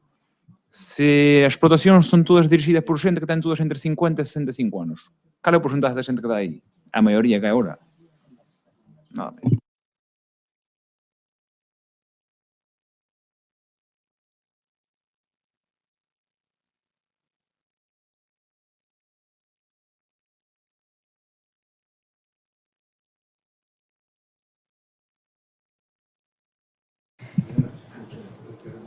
Bueno, eu quería un pouco saber a túa opinión, porque neste tema que falas dos sindicatos e o desprestixio, sobre todo últimamente, nas últimas movilizacións e a aparición destas outras organizacións, a min deume a impresión polo que vin e as conversas que salían neses momentos das movilizacións, de que o mellor había algún tipo destas novas organizacións que se plantexaban que podían estar máis vinculadas a un tipo de modelo o mellor máis industrial. Non sei se estou equivocada ou non. E iso lévame a... Bueno, tamén pensaba en relación co que se comentaba antes da importancia, bueno, como a pertinencia desta distinción entre traballadores e empresarios en relación co tema dos sindicatos agrarios. E a min pareceme que o mellor tamén ten que ver,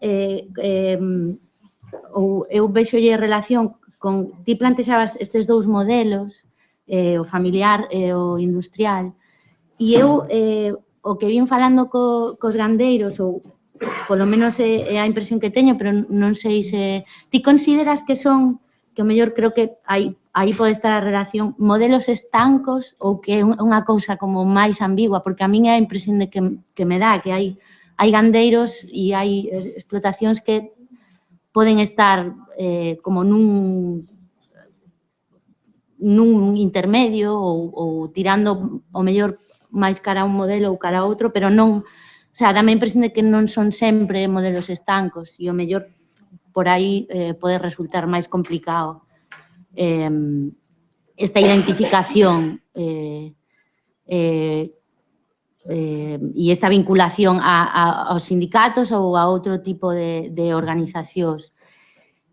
E eso por un lado. E despois, por outro lado, pensaba cando comenzabas a falar con esta idea de que antes non se consideraban empresarios e, sin embargo, ahora sí, hai unha maior identificación con esta idea de empresarios. E pensaba en unha cuestión que se falaba tamén antes, do tema do orgullo. A min, polo que vin entrevistando a gandeiros, deme a impresión de que moitas veces este orgullo está relacionado coa idea de ser profesional ou de ser, non sei tanto se empresario, pero a idea de ser profesional creo que a eles lles fai sentir orgullosos de ser gandeiros, ¿no? Que haxa unha profesionalización e non sei, bueno, gostaríamos saber a tua opinión. Permíteme animar un pouco, non a mí, sino porque eu creo que é importante que fale.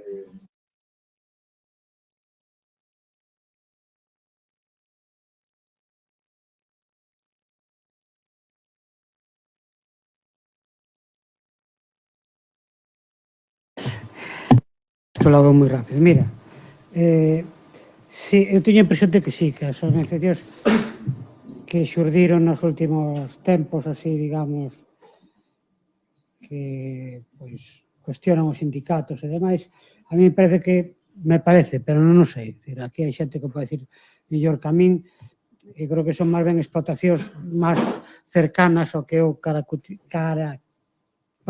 que eu definía como de gandería industrial. Depois, efectivamente, eu creo que a maior parte da xente do sector non poderíamos metela nin totalmente nun grupo nin totalmente noutro. Efectivamente, está nun punto intermedio, probablemente. O que ocorre é que eu creo que non teñen para o futuro máis que seguir dos líneas, ou para un lado ou para outro. Ou seguir o modelo industrial ou seguir o outro modelo. Ahora mismo, creo que sí que hai un porcentaxe importante que está aí nun punto intermedio, ademais. É que ahora mismo non teñen moitas alternativas, ou están sumados ao modelo industrial, por eso. Non cale alternativa. Algún exemplo como Michel, que deriva xa un cuarto da produción, decías antes, cara... Sí, ben.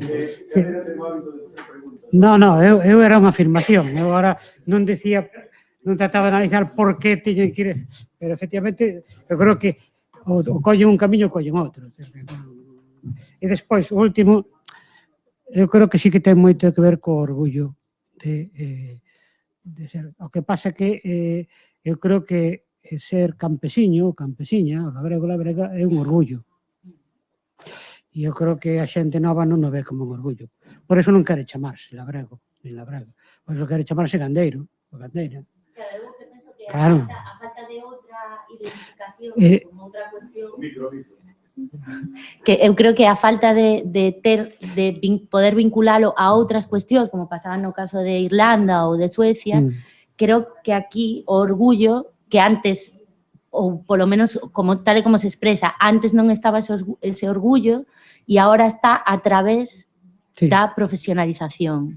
O sea, parece que un pode estar orgulloso de ser gandeiro a través da profesionalización e que antes parece que iso non estaba tan presente, ou polo menos é a impresión que eu tive. Sí, estou de acordo. O único, xa só por matizar, que eu creo que, digamos, a idea da agricultura ou paradigma agrario a nivel mundial está cambiando, cambiou moito.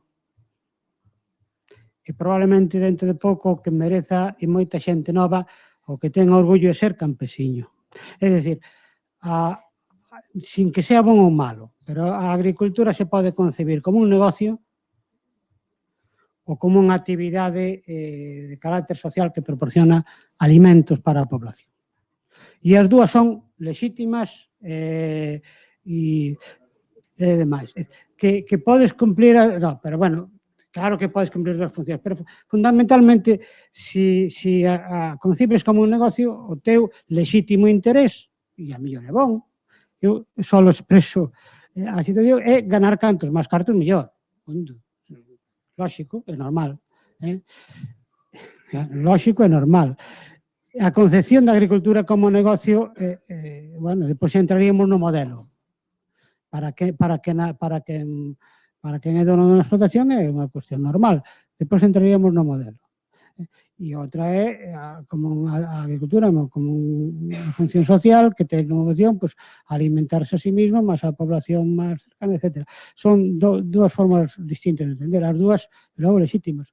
É bon ou é malo entendela dunha maneira ou doutra? Bueno, entón xa teríamos o debate do modelo, que non é o debate de hoxe, pero que sí os modelos organizativos de que non concibe como un negocio, a de que non concibe como unha actividade, digamos, familiar e tal. As necesidades organizativas son distintas. Eu só digo eso. Nin millor nin peor, nin millor nin máis bon nin máis malo. Bueno, primeiro vou facer unha pequena presentación porque cheguei tarde e eu chamome Roberto, son gandeiro. Digamos que salín un pouco ao público nunha das manifestacións que houve no mes de setembro, concretamente en Lugo, da cual saliu un movimento, como se falou aquí, un pouco en contra dos sindicatos. Ben, a día de hoxe temos creada unha asociación que se chama Asociación Agromuralla, da cual a día de hoxe está rexida por unha comisión xestora, da cual eu son vicepresidente. E, bueno, estamos orgullosos de habela feito e queremos deixar moi clara unha cousa, non? Nosotros non estamos en contra dos sindicatos, si estamos en contra de como funcionan os sindicatos, non? Creo que os sindicatos non deben de desaparecer. Creo que vou a falar solamente no tema leite, porque, como ben dixo Roberto de Unións Agrarias, os sindicatos levan máis cousas que leite, evidentemente, e en outros sectores creo que os manexan bastante ben. Dame moita pena que os sindicatos estén manipulados polos seus partidos políticos. Creo que ese é o gran problema dos sindicatos. Queirámoslo ver desde onde o queiramos ver. Cada vez que hai unha negociación firma o sindicato que está o seu partido no goberno, os outros non están de acordo, sin nombrar a ningún deles, sempre pasa o mismo. Creo que a división que hai no sector gandeiro é por eso, é por ideologías políticas.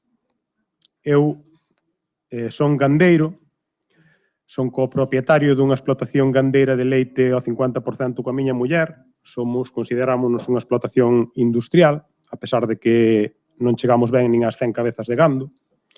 Por lo tanto, somos unha explotación familiar e unha gandería industrial. E así nos consideramos. Pretendemos vivir dela e danos igual quen nos goberne políticamente, porque pareceme bastante triste que con cada cambio de goberno haxa un cambio de estrategia hacia o sector. Eu solamente me vou a centrar no sector lácteo porque é do que vivo e un pouquinho o que coñezo. Desde o mes de setembro para aquí, como ben vos dixen, salín á opinión pública e a miña sorpresa é que nos primeiros días díxoseme que iba a ter moitos problemas ca industria, ca administración, que iban ir un pouco en contra miña por todo o que estábamos facendo. A día de hoxe non tuven problemas ca industria e non tuven problemas ca administración. O curioso é que si tiven problemas con gandeiros. É o máis curioso da cuestión, non? Entonces, de isto deduzco que, a pesar de non levar por diante ningunha bandeira de ningún partido político, nin de ningún sindicato, evidentemente, compañeiros meus, que así os considero gandeiros, me atacan ou atacan a nosa asociación por cousas que fai e pareceme bastante triste porque creo que estamos loitando por un sector e non por ningún partido político en concreto, non? O tema de que non estén funcionando os sindicatos é que, a pesar de que se queren xuntar en unha plataforma, cada un ten as súas ideas, moi ben dicía Óscar, e así non se vai a ningún sitio. Se queremos conseguir algo, ten que ser desde o independentismo político, cada un pode ter a súa idea política, pero a hora de negociar o noso produto debemos ser independentes. Debemos ir todos xuntos, pero cunha bandeira que sea transparente, que non te leve a ningún color. Eu creo que é bastante palpable que os sindicatos, no momento que lles tiran da chaqueta desde arriba, desde o seu partido político, cambian a súa estrategia e diríxense hacia o camiño que se lles plantea. Por eso consideramos que eso non vai a funcionar, porque hoxe gobernan uns, mañá gobernan outros e isto sempre pasou o mismo. Nosotros consideramos que os gandeiros debemos nos unir, pero debemos nos unir como gandeiros, non como socialistas, de dereitas ou de esquerdas, dá igual. Eso é outra historia. Pero debemos unir como gandeiros. E resultame bastante triste, estou me movendo un pouquiño polo territorio últimamente, en reunións con gandeiros, e as únicas acusacións que se me fan é dun acercamento hacia un partido político, cando nunca falei de política en ningún sitio. Entonces, se queremos conseguir algo, máis alá, chamémoslle cámaras de comercio, chamémoslle cooperativas, chamémoslle sindicatos, chamémoslle o que queirades. Mentras que nos distancien as ideoloxías políticas a hora de manexar o noso produto, estamos mortos. Estamos mortos. Se queremos negociar o leite, negociemos leite. Na última asamblea que tivemos, puxamos unha botella de leite diante de nós e dixemos que íbamos falar dunha botella de leite. O resto tennos que dar igual. Non se negociou no seu día en Europa, cando entramos en Europa, entramos cos pantalóns baixados. Xa fai moitos anos deso. E non houve maneira de cambiálo. Xa nos gobernaron de varios tipos de color, E seguimos exactamente igual. Eu non defendo a ningún deles. A ningún deles. Pero isto algún día ten que cambiar. Eu estive no movimento cooperativo, fui membro dun consello rector dunha, considero, gran cooperativa da miña provincia, a provincia de Lugo. Estivamos nas negociacións para entrar cando foi o tema de alimentos lácteos. A política meteuse polo medio e acabou como acabou. Nosotros temos unha base que pretendemos que vaya para adiante. Se queremos facer algo con futuro, ten que ser desligado da política. O mundo cooperativo sí ten futuro, pero desligado da política. O gran problema do mundo cooperativo é que sigue ligado á política. E mentres que os presidentes de cooperativas e os gestores das cooperativas, ben xerentes, directores generales, tal, estén tocados pola política, as cooperativas non van a funcionar. Fixos un comentario moi bon aquí, as cooperativas son ventas de insumos, sí señor, estou totalmente de acordo, excepto pequenas excepcións que teñen que estar recibindo apoios económicos da administración para non caerse desde fai moitísimos anos. Entón, señores, se queremos que as cooperativas funcionen, que deberían funcionar, deberían se dedicar a vender o noso produto e non guiarse polo camiño que lle rixe a política. Se vos parece, que fale ahora outra persona.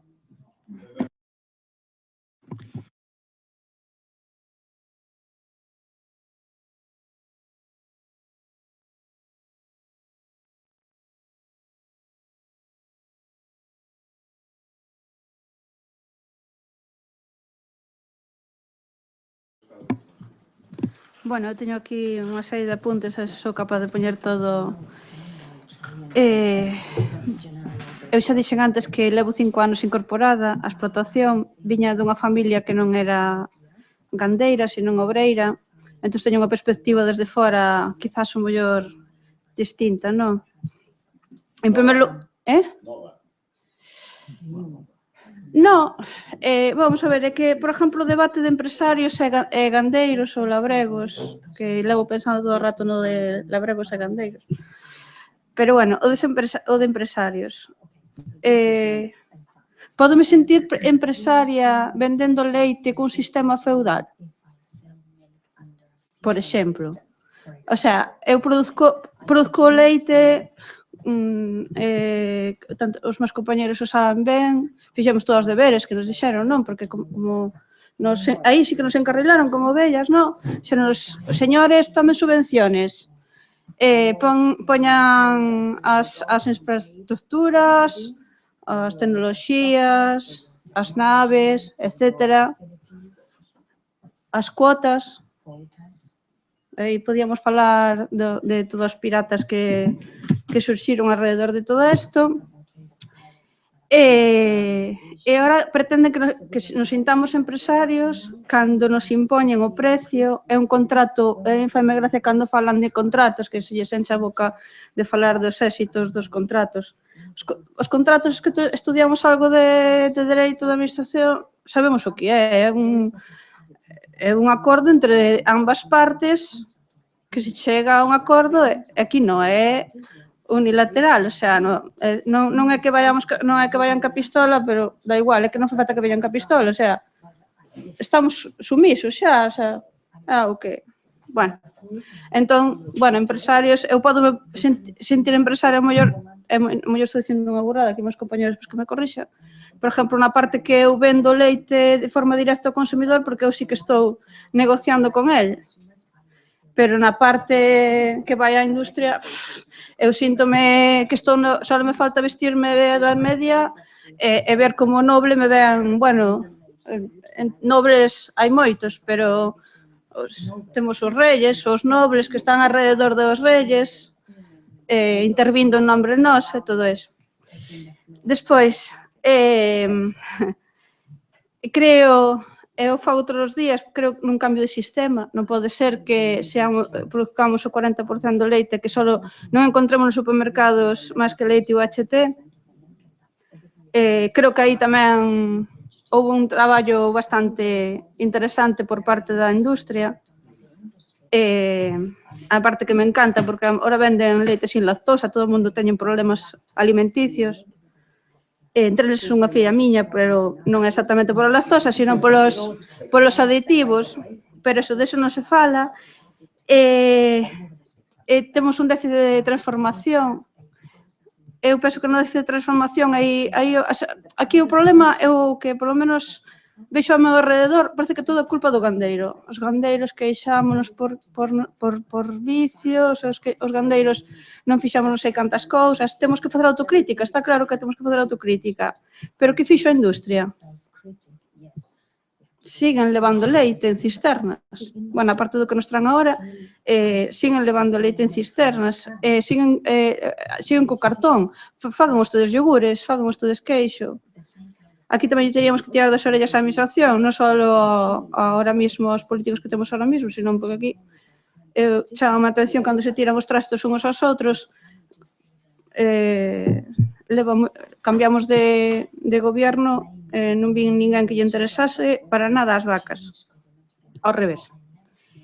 En canto ás asociacións, eu como gandeira, se analizamos os sindicatos que están politizados, está claro que nadie morde a man que lle dá de comer, non? Entonces, cando onte falaba que creo que estuveron en Madrid negociando a miña vida,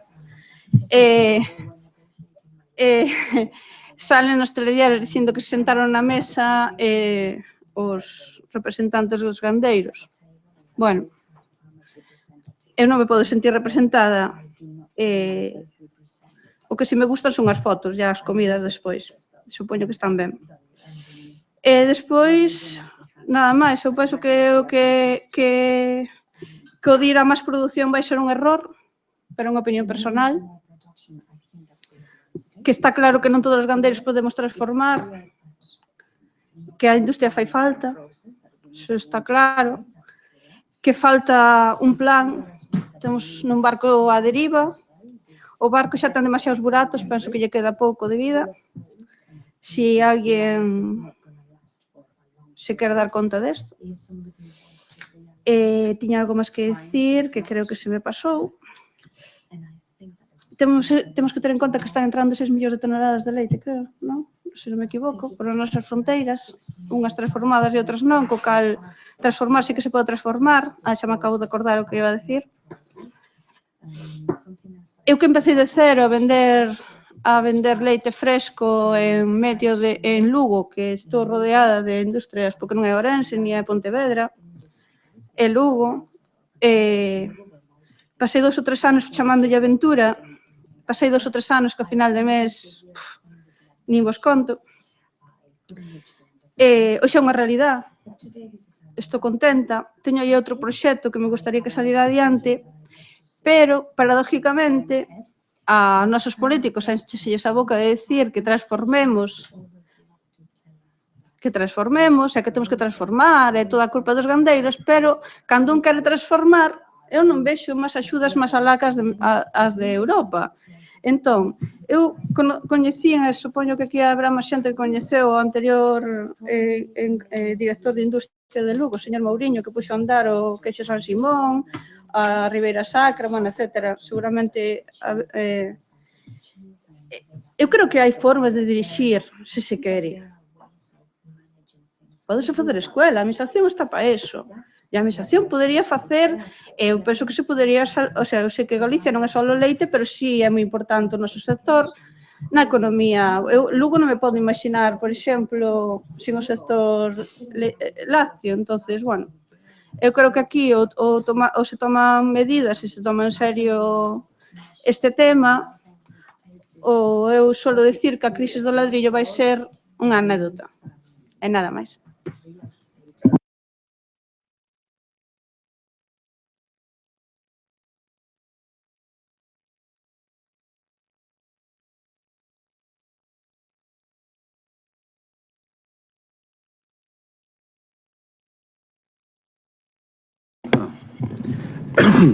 Bueno, eu chamo-me Xusto Sánchez e teño unha explotación gandeira con 3 irmáns en Ponteceso, aquí na costa.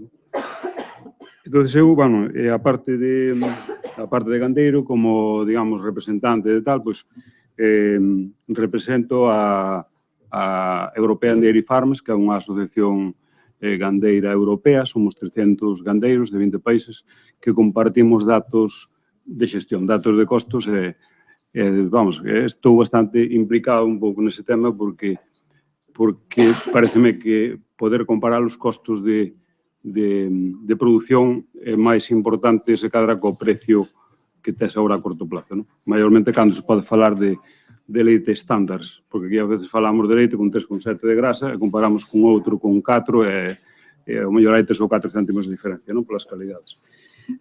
Depois, con respecto ao tema que tal, eu, vamos, sociología do leite e tal, pois eu tomei un pouco unhas referencias de, oi, que diferencia temos nós con Europa e tamén que diferencia temos nós nos últimos anos co que éramos fai 30 anos, non? Un pouco tal, como se desarrollou e despois un pouco o que é ser profesional tamén, non? Que comentabas, que, o sea, todo o mundo, o sea, estamos, oye, profesional, queres que seas profesional. E logo despois ves que o gran, digamos, hándicap que temos aquí para desarrollar as explotacións, na miña opinión, é o tema do minifundio, non? O tema do minifundio, a propiedade da terra, eso crea inseguridade nos xóvenes, non? A crea inseguridade, ante todo, cando empezan a definirse profesionalmente nos estudios. Vou facer unha formación profesional, entonces, pois, vou facer unha ingeniería. Que referencias tes? Temos o exemplo das escolas, a Escola de Ingeniería de Lugo, que está baixo mínimos, non? Pero as escolas de formación profesional agraria están exactamente igual. Entonces, hai falta un reconocimiento, digamos, social da profesionalización do gandeiro. Esa é unha das cousas que vemos con relación, con diferencia ao que vemos por aí por Europa, non? Entón, é un pouco ese tema. Despois, outra cousa, estamos vendo aquí en Galicia, con diferencia de outros sitios, o que é as aldeas que se quedan vacías. Eu non sei se tendes a mesma percepción, non? Pero quedanse vacías e logo pasa o seguinte, despois que hai casas abandonadas e tal, pero logo os xóvenes que se aparellan ou que se casan van vivir ás vilas. As mulleres non quedan no rural. As mulleres vai á vila, perde esa conexión familiar, ese núcleo familiar, esa transmisión dos vellos, dos abuelos. Entón, aí hai unha ruptura. A mellor as novas tecnologías, as televisións, todo o mundo mediático influye moito nese desarraigo, non, do rural, non? A mí pareceme que iso que é un tema que non temos suficientemente valorado, non? Non sei por qué, pero vamos, non entramos nese tema. Quizás é complicado falar dese tema, pero eu valoro, a veces penso na historia que conozo das aldeas, das voltas, onde había unhas casas, ou mellor, de referencia, xente acomodada, non? Nin máis rica, nin máis pobre, pero xente acomodada, que non tiña problemas e tal. Esta xente acomodada, pois, os fillos, ou ao mellor estudiaron, bueno, entonces, pois, non tuveron, digamos, motivacións, non foron a emigración. Entonces, esa explotación, acabou, non? Generalmente, non sei se tedes a mesma visión, pero as explotacións, a maioría das explotacións leiteiras que puxeron nos últimos 20 anos, a maioría da xente estuvo na emigración. E a veces a diferencia na organización, na motivación do traballo e tal. E xente que se quedou aquí, esa casa ou ese trauma de referencia, os fillos estudiaron para que a casa está vacía, non? O sea, eso acabouse. Entón, a acomodación, a xente logo te acomodas, e iso pode ser un problema. Digamos que agora por exemplo, un gandeiro grande e tal, os fillos estudian e tal, eu ese exemplo despois non quedan na explotación. Digamos, non hai esa cultura profesional. Isto eu teño constatado en Alemania, en alguna zona, non? Tenme dito, oi, os 5 millores gandeiros de aquí van a abandonar en 5 anos. Porque os fillos, un ten unha filla, estudiou en Holanda, outra non sei que, tal, oi, non ten tal, eso cerra, non? Entonces, eu penso que aquí, digamos, o leite non deberá servir un pouco de referencia, porque é o valor máis que temos, non? No rural, máis importante, non? Pero eu dudo do relevo generacional, non? Un pouco xa ese constituir, digamos, volver a reconstituir a sociedade rural, non? Ao torno do produto estrella, que na miña comarca era os pinos no seu momento, non? Era a madeira. Xente vivía da madeira, acomodada e tal, pois, oi, acabouse eso e tal. E agora, pois, deberá ser o leite, non sei se hai outras, non?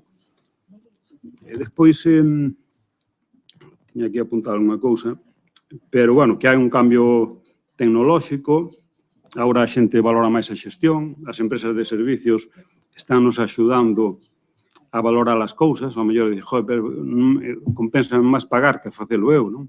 Hasta cando, non? Se ti podes facer unha xestión e ti dices, oi, eu por 3 céntimos en litro de leite podo ter unha empresa que me fai todos os traballos, por que non? Teño máis tempo para o meu traballo, son máis especialista no seu.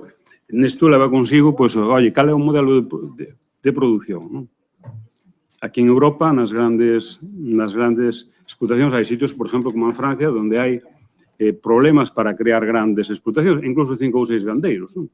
Que sería como tal, oi, temos unha empresa pequena e facemos unha empresa grande entre 4 ou 5. Entón, hai limitacións, en Inglaterra pasa igual e tal.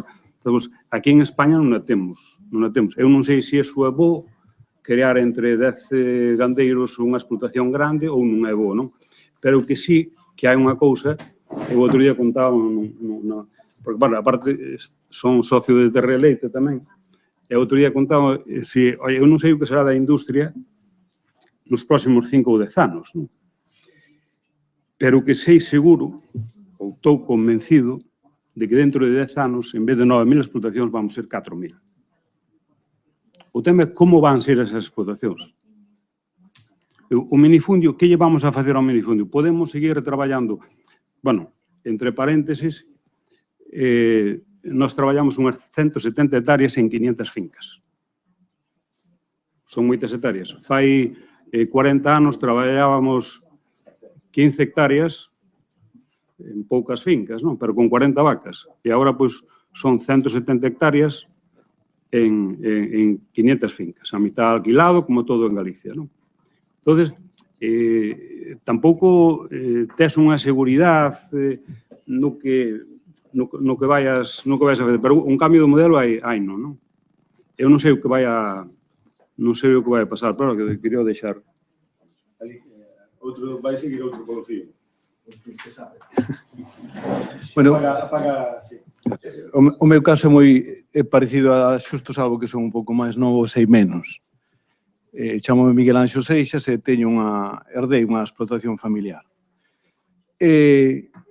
A nota xeral que eu noto en todas as intervencións, por iso me interesou o modelo irlandés e o modelo sueco, é que sempre pensamos que o labrego é outra cousa. Debe ser como un extraterrestre. Ou ten as esencias da terra, ou é o que ten o vínculo coa erva, ou adora a lúa, non sei, é algo que sempre se presenta como outra.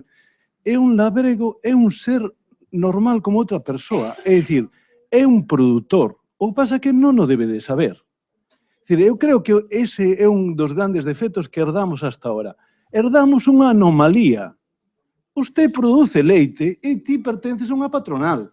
Ti eres un empresario. Terás unha vaca, terás dúas ou o que sea, pero somos empresarios. E temos unha mentalidade que non nos axuda.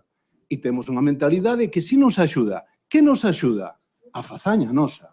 O povo galego, e iso terían que escribir dúas memorias pendentes, tanto Turnes como Sánchez, que as ten que escribir aquí Viviana, que xa lle dixen que vos tomara notas, é a fazaña dunha grande conquista. É dicir, empezaron case de nada, esforzáronse, empezaron con 40 vacas, 14 hectáreas, fixeron a revolución no campo. O que pasa é que esa fazaña que fixeron non vai acompañada institucionalmente nin polo goberno. Non ten goberno. Non temos unha ordenación do territorio. Xusto ten que matarse con un veciño porque quere plantar uns eucaliptos. Ou ten que matarse con outra persona porque non lle deixa ese prado para arrendar. É dicir, institucionalmente temos moitos problemas. Políticamente temos moitos problemas que non sen quen e non están a nosa altura. Temos un goberno que non nos representa ou non conseguimos estar representados no goberno. E ese é un problema. Ora, fazaña pola parte dos agricultores, sí. Grande ventaxa do campo ata agora. Tiñamos un negocio donde producías o leite e xo tiñas vendido. Ese discurso quedou cambiado agora. Ata agora non había ningún negocio no mundo, eu non o coñezo, en que tuveras o produto vendido. Agora temos que empezar a vender o noso produto. Pero como vende unha zapatería, como vende unha tenda de pan que os moletes non lle chegan, sobranlle, algúns días venderá máis e outros menos e quedalle receso. O mesmo problema que teñen os demais. Temos que deixar de chorar e considerarnos unha anomalía. Somos unha empresa que ten que empezar a buscar as súas saídas como os outros calquera. E ter consciencia disso e non considerarnos como algo anormal como éramos ahora, porque éramos anormais. É dicir, nos nosos comportamentos, nas nosas mentalidades, ou fixéronos sentir anormais. Entón, aquí hai exemplos de xente nova que está empezando que vai ter que empezar a encontrar o seu camiño. Outro error que tamén encontramos na administración, durante anos creuse que había que axudar a todo o mundo no campo sin un criterio. Non había plans de viabilidade, había axudas que viñeron de Europa que se dieron a persoas que a mellor tiñan 60 ou 70 anos sin un proxecto. Non é necesario que os fillos herden a explotación gandeira. Pero se tua filla queres estudiar física cuántica, por que ten que estar na tua explotación? Ou mira, esa explotación é tentable ou é tentadora para un grupo chino ou para un grupo de inversión, é unha peza boa e venche a comprar alguén. Pero tampouco hai que pensar que a miña filla ten que estar ali atada como se fose estabulada na explotación gandeira. Digo filla ou fillo.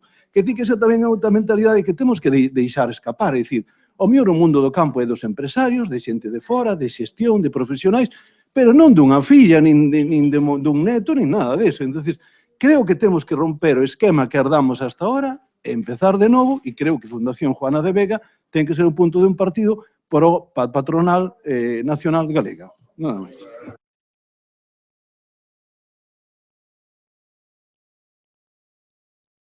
Sí. No, un par de reflexións co que di Anxo. Eu tamén penso que de certa medida sois empresarios, con a peculiaridade que tedes vencellados a terra, impactades na paisaxe, con unha das preocupacións da Fundación. Tamén está tratando a traballar algo co tema do movimento de terras, non é doado, pero sí é verdade, concordo co que di Roberto, que de alguma maneira hai que agruparse, non? Porque eu podo ter un bar familiar, por falar eso, ou podo ter unha cadea de pizzerías. Ao fin e ao cabo, siguen sendo variantes dun negocio. Mira que non hai na hostelería negocios familiares. Está cheo de negocios familiares. E aí está McDonald's. É dicir, hai que pensar que a todas as formas de sociedade, de asociación mercantiles que hai, son utilizables, incluso mesmo para facer sucesións. Que tamén a cooperativa é unha forma mercantil de agruparse e que ten o seu papel e que pode servir para algunhas persoas sí, para outras non.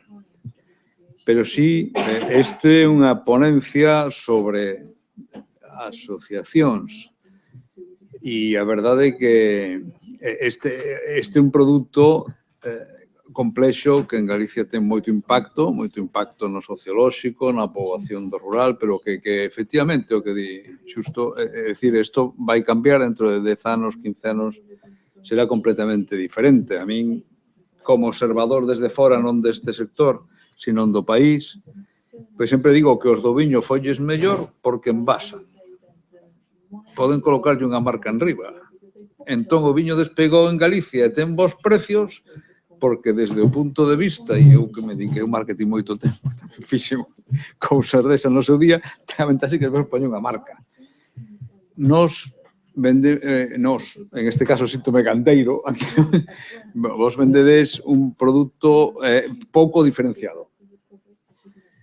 Entón, hai dous camiños, non? Dous camiños, a mí pareceme, pero xa vos sabedes mellor, depende da vocación de cada empresa, da dimensión, da situación, da capacidade ou da habilidade de cada un, non? Pero hai a posibilidade en costes, hai que traballar en costes, hai que traballar un pouco en diferenciación. Se podes diferenciarte un pouco. Os costes son son unha maneira de diferenciarse, hai outras, non sei se sería bon que o mercado evoluíra un pouco, que a xente supera un pouco máis o que era contido graso, tivera en conta outras características do produto, e hai que estar pendente desas evolucións. A gran distribución o que lle importa precio, estándar, que non aquelo é un produto gancho. A mí, as reflexións que fixechedes interesaronme moito, pero isto, desde o punto de vista da asociación, ides ter que ir buscando un camiño que pode ser local para negociar. Pode ser, hai cooperativas de venda tamén, de transformación, hai todo tipo de variantes, non? Ou pode ter outra dimensión e outras funcións, pero é interesante e desde logo de acordo contigo. Dentro de 15 ou 20 anos a situación vai ser diferente e haberá todo tipo de transicións, como pasa nas empresas. O mundo está cheo de librerías sobre as sucesións en empresas familiares. Sí, vamos. E é parecido. O fillo non se queda, como profesionalizo isto que ten determinado volumen. Son preguntas que hai bibliotecas, o sea, están desde que se inventou o mundo da xente que pon a producir algo, pois todo o mundo plantea ese tipo de cousas. As familias son máis pequenas, hai unha chamada urbana forte, é general, no mundo as cidades son o que crece, non? A despoboación rural pasa en todas partes. Pero a miña aportación é isa, non? Penso que sí, que chama de como que irades labrego, empresario, si tedes unha explotación, que ter que ser rendible, que de cara ao mercado mellor diferenciarse un pouquiño, un só ou entre varios, pouco máis.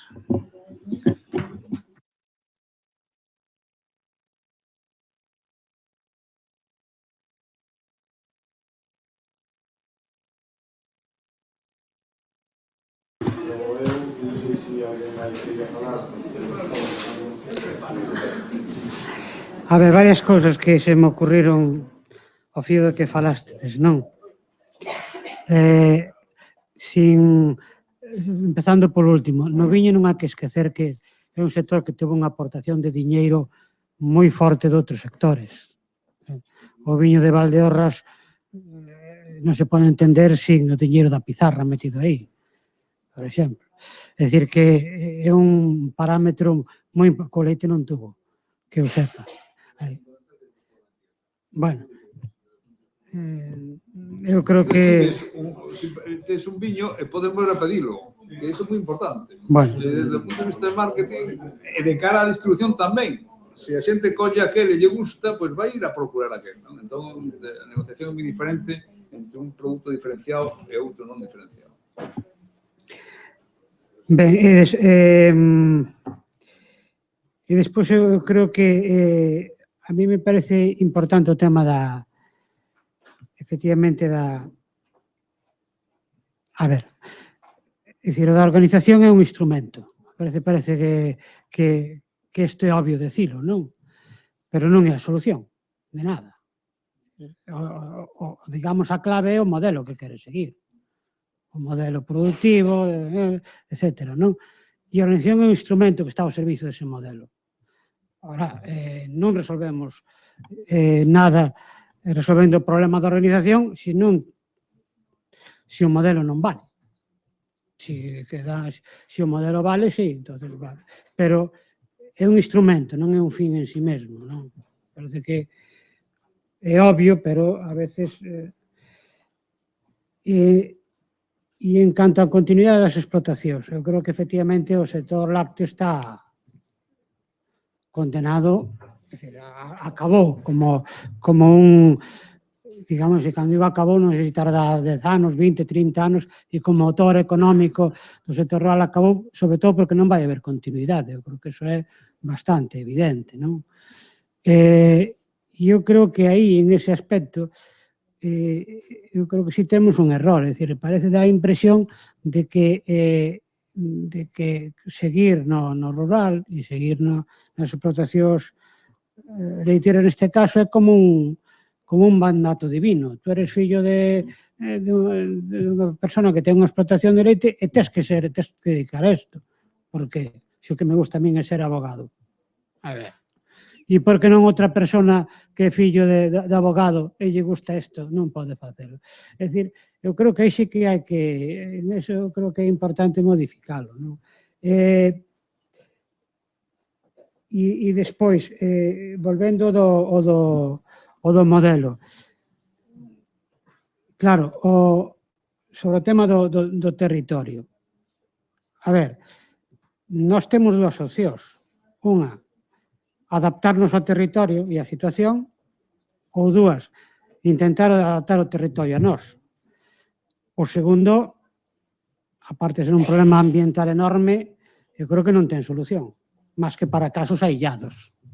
Non digo que en algún caso concreto non se pode adaptar ao territorio a situación dun, pero globalmente eu creo que eso non é posible, nin viable, nin sequera recomendable. Por lo tanto, iso a mellor tamén habería que pensarlo un pouco, non? É dicir, temos esas dúas opcións, e é posible as dúas, as dúas é viable. Bueno, pero quería sobre todo chamar a atención sobre o feito de que non perdamos de vista que a organización, o modelo de relacións, digamos, dentro do sector é un instrumento, non é un fin en sí mesmo. Este é un instrumento ao servicio dun modelo que sea, que eu creo que é un debate que haberá que dar, porque senón o da organización queda un pouco coxa, non? E por último, eu insisto sobre o tema de concebir o como negocio, o como modo de vida, por así decirlo, e con unha función social. É moi importante, non é porque sea nin malo nin bon, sino porque eso leva a consecuencias determinadas. É dicir, un negocio, punto. É dicir, que a súa parte boa e a súa parte mala. E nese sentido, a veces penso que a mellor é exixir moito, porque unha explotación de 50 vacas, se non digamos de 200 ou 300, non é calquer negocio. Exixe primeiro, moita cualificación técnica, e segundo, exixe mentalidade, quero dicir, mentalidade empresarial. Eu non a teño, por exemplo, non teño ganas de arriscar. Económicamente nada. Por lo tanto, eu non teño esa mentalidade, nunca me meterei nun negocio, a menos que non me quede máis remedio na miña vida. Para iso tamén hai que valer, como quen dice, hai que ter mentalidade, bueno, saber arriesgar e, bueno, gustarche facelo e demais, non? E eu creo que a xente que ten mentalidade empresarial é bastante máis minoritaria que a que non temos. Por lo tanto, tamén iso hai que terlo en conta, non a hora de decir por que o meu fillo, a miña filla non se queda aquí. Pois a miña non ten ganas de arriscar, porque non vai con ela. E iso a veces esquecémonos.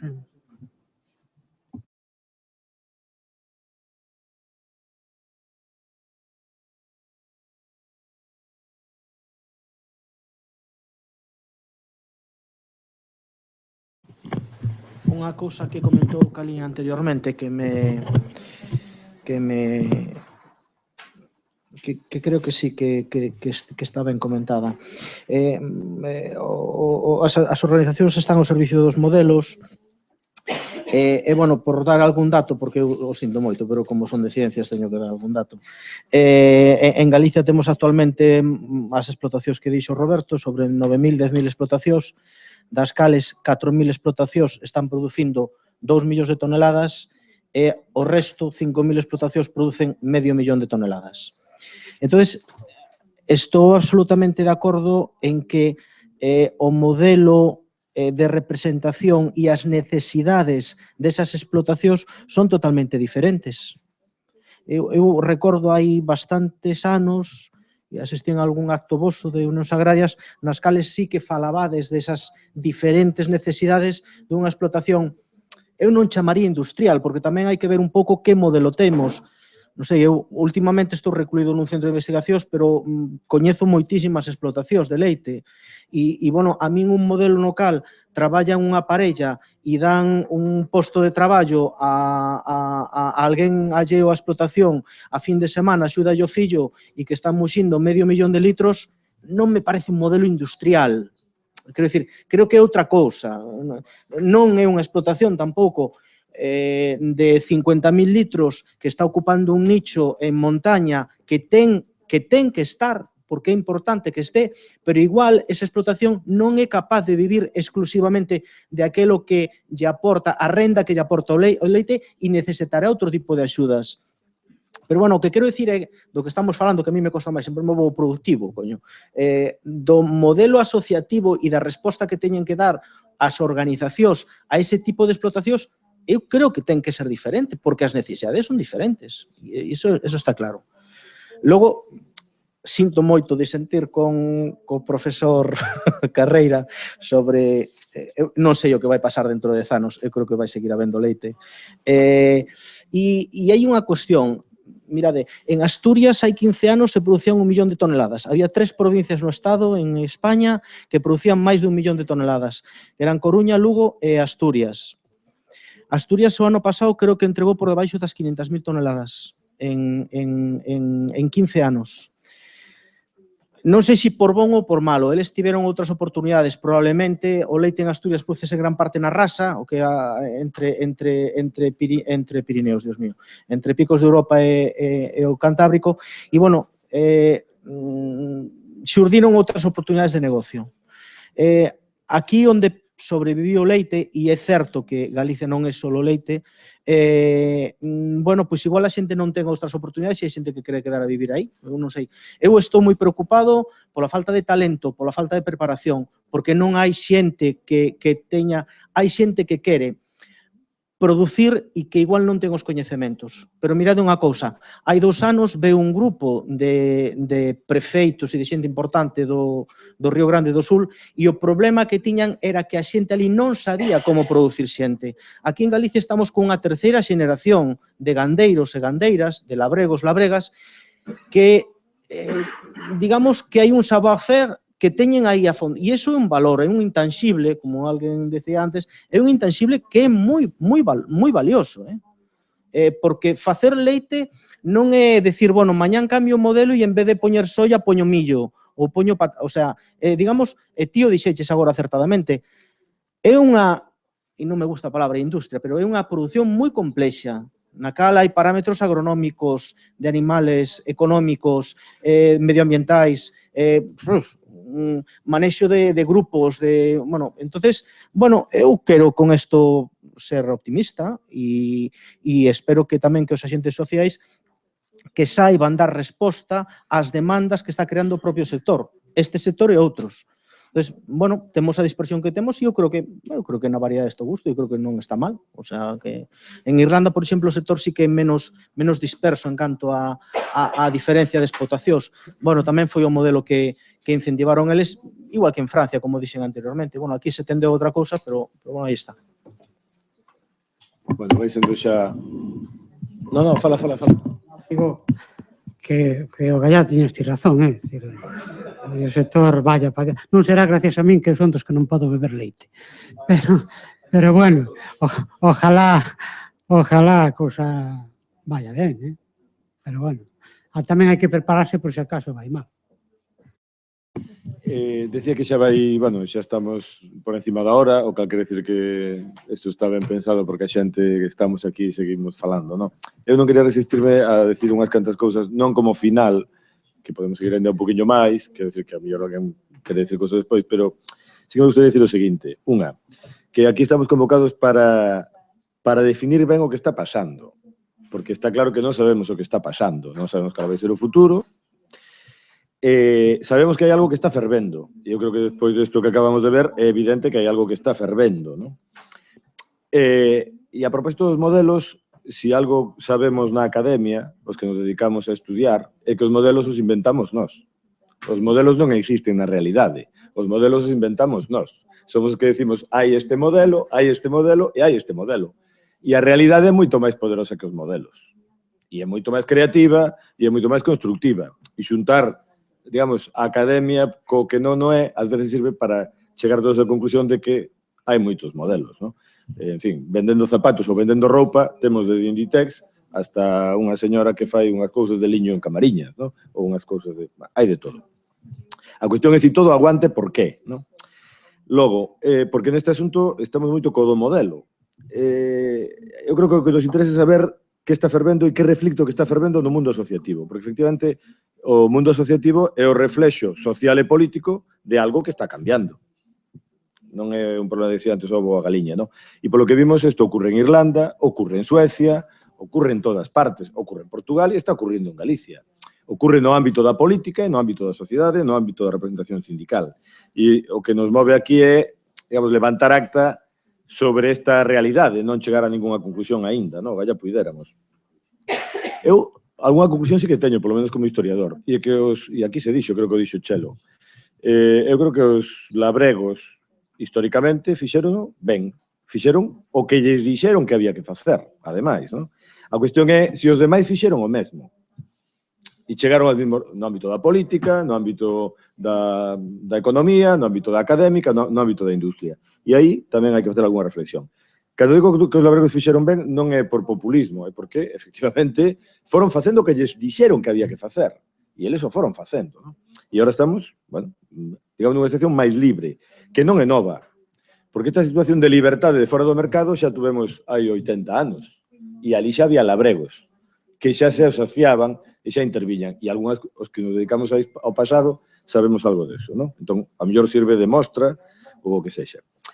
Hai unha cosa que me preocupa nesto de... É dicir, me preocupa desde moito tempo, e é que esta idea de que parece que solamente pode haber proletarios ou empresarios. Nada máis. É dicir, ou é unha cousa ou é outra. E, curiosamente, no ámbito anglosaxón, falan de farmers. Siguen falando de farmers. E levan falando de farmers desde o século XIX. É dicir, labregos, labregas. Nin gandeiros, nin apicultores, nin sericicultores, nin... No, no. O sea, son os que se dedican a producir algo no medio rural. E iso é... E traballan coa natureza. E traballan con seres vivos.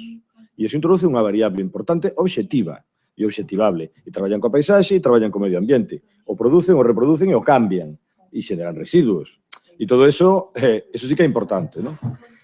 Entón, curiosamente, se me permitides, hai algo que me chamou a atención, que de todos os que estamos aquí, o único que falou da aldea, da familia, da casa, da herdanza e da comunidade foi o labrego máis grande que temos, o empresario máis grande que temos, que é Xusto. Foi o único que falou neses términos, o que a mí me fai pensar, non? Fai pensar justamente de que materia, de que tipo de traballo estamos falando, non? E eu creo que non hai unha actividade industrial, hai un esforzo de moito tempo por convertir, por poñer as vacas en estanterías, como decías ti, moi ben, en anaqueis, pero todos sabemos que iso é imposible. Pero pódese facer, eu vinas desde logo en Texas, vinas así. Pero, bueno, eu creo que a sociedade europea non está preparada para eso, ademais. O sea, non vai comer esa carne, como non vai andar con pistolas. Outra vez, que xa anduvo. Entón, a ver, a outra cosa que quería comentar en relación con isto, eu creo que a mí me gustaría darvos, bueno, creo que vos teño que dar unha mala noticia, sinceramente. E é que a idea de que nestas últimas movilizacións, por primeira vez, tuvestes moito apoio os gandeiros da xente das vosas comarcas, e na cidade vos saludaron, ou moi mal conozo a sociedade rural europea e galega que levamos estudiando desde moitos anos, ou é un espellismo. porque a xente nova está absolutamente desidentificada do mundo rural, desidentificada da produción agraria, e están educados no cuidado co maltrato animal, no cuidado coa contaminación, etc. E cando nos demos, cuidado con ese espellismo, porque cando vos dedes conta, vais a chegar a Santiago e vamos tirar ovos, por moito que algúns digamos que non pode ser eso. Que eu creo que eso, é dicir, o que se acaba de vivir na última movilización, de verdade que eu creo que é un espellismo, e houve aí unha contención entre un apoio político, un apoio político que ven desde hai 150 anos, é unha cousa que é moi bella, de Dios. E unhas novas formas que, igual que ocurre nos vosos sectores, están ocurrindo na sociedade. É dicir, a preocupación por como se trata os animais ou por o que se contamina ou non, hai que incorporala. E a cuestión de que fan os gandeiros pola sociedade. Tamén, é dicir, moi ben, vos pedides e vos quedades. É dicir, poño un exemplo. Nos aquí temos unha persona, poño un exemplo, bueno, non poño ese exemplo porque é demasiado concreto e próximo, non? Pero, en fin, non hai os intangibles están claros e están desaparecendo, pero os tangibles non se ven. É dicir, en todos os países europeos as organizacións agrarias apoian ou teñen medios de comunicación. Aquí non. Ás veces non comprenden o periódico, que van ler ao bar. Entón, é dicir, hai cousas que hai que empezar, os empresarios teñen responsabilidade social, corporativa, e iso significa que hai que darlle á sociedade, hai que facer fundacións, hai que... Non vale para unha cousa así e para outra non. Estamos nese camiño entre unha beira e outra, e ao mellor, en fin, o discurso de Calín é un, o meu é outro, de César é outro, ao mellor nos caemos todos no medio do río, intentando pasar dun lado ao outro. Unha cousa que me parece importante que saliu tangencialmente, que estaba no de Calín, e que creo que mencionou Chelo tamén, que é a cuestión de facer escola, lle chamache ti, non? E agora, a ver, eu creo que contra o que moitas veces decimos, e unindo todos varios discursos, ninguén sabe aproveitar máis e facer máis beneficio que os que manexan produtos agrarios e a naturaleza. O sea, eu creo que a nosa historia na emigración e en Galicia é a historia de saber sacar partido e cartos e recursos de todo. E xa non son solamente os 9.000 explotacións. É a nosa historia colectiva, mayoritariamente, non? Digamos, Zara non está aquí por acaso, nin Pescanova, nin outras grandes empresas. E non somos unha potencia no leite tampouco por acaso. É dicir, que ese fustigarnos creendo que non sabemos facer o noso traballo ou que non podemos vivir e sacar beneficio, ainda que seña vendendo tomates ou, bueno, eu compro unhos ovos da casa carísimos. O sea, claro que a xente sabe sacar beneficio. E eu creo que, además, eso nunca se pode botar fora, non? E tamén saben facer o seu traballo, que eu creo que aí hai outro problema, non? É dicir, eu creo que os labregos os convenceron de que non sabían facer o seu traballo. E iso ocurre a partir do ano 46 en todo o mundo, como decía, igual que ocurre en Suecia, pero é que desde hai 150 anos había algo que hoxe non hai, que era centros de extensión agraria, espacios de investigación, e que nos últimos 20 anos, en España polo menos, foron liquidados. O INIA, o que logo deu lugar a Mabegondo, ten 120 anos. E hoxe non existe. E aquí sí que vos poño un exemplo moi concreto. Sabedes cantas materias de economía agraria hai nas 5 facultades de economía das universidades galegas? Donde se estudia comercio internacional, marketing, todo o que queirades. Pois eu levo contando desde hai moitos anos 2. Unha en Vigo, optativa, e outra en Santiago, optativa. Vale. No, xa sei por onde vas, pero o problema é que ninguén pensa e ninguén atende.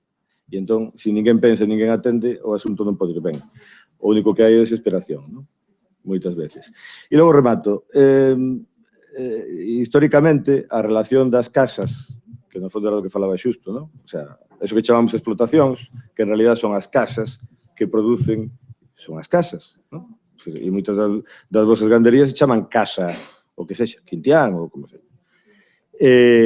A relación que se establece, ou a forma de asociarse, sempre tuvo as mismas pautas, e que me corrixan os que estudiaron isto, que son, bueno, aquí faltan algúns. A relación co Estado, que é o que fai as políticas, e a relación co mercado, que é o que é onde compras e onde vendes. En eso consisten as organizacións agrarias, independentemente do modelo.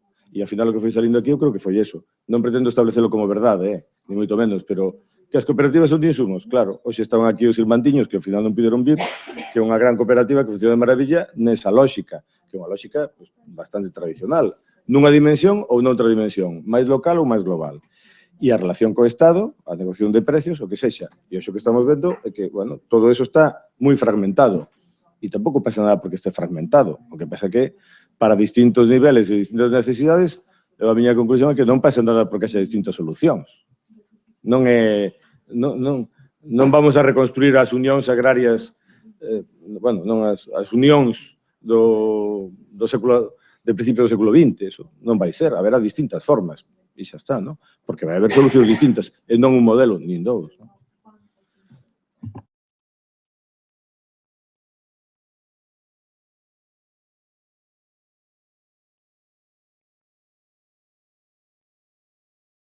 Breve. Bueno, quería decir que creo que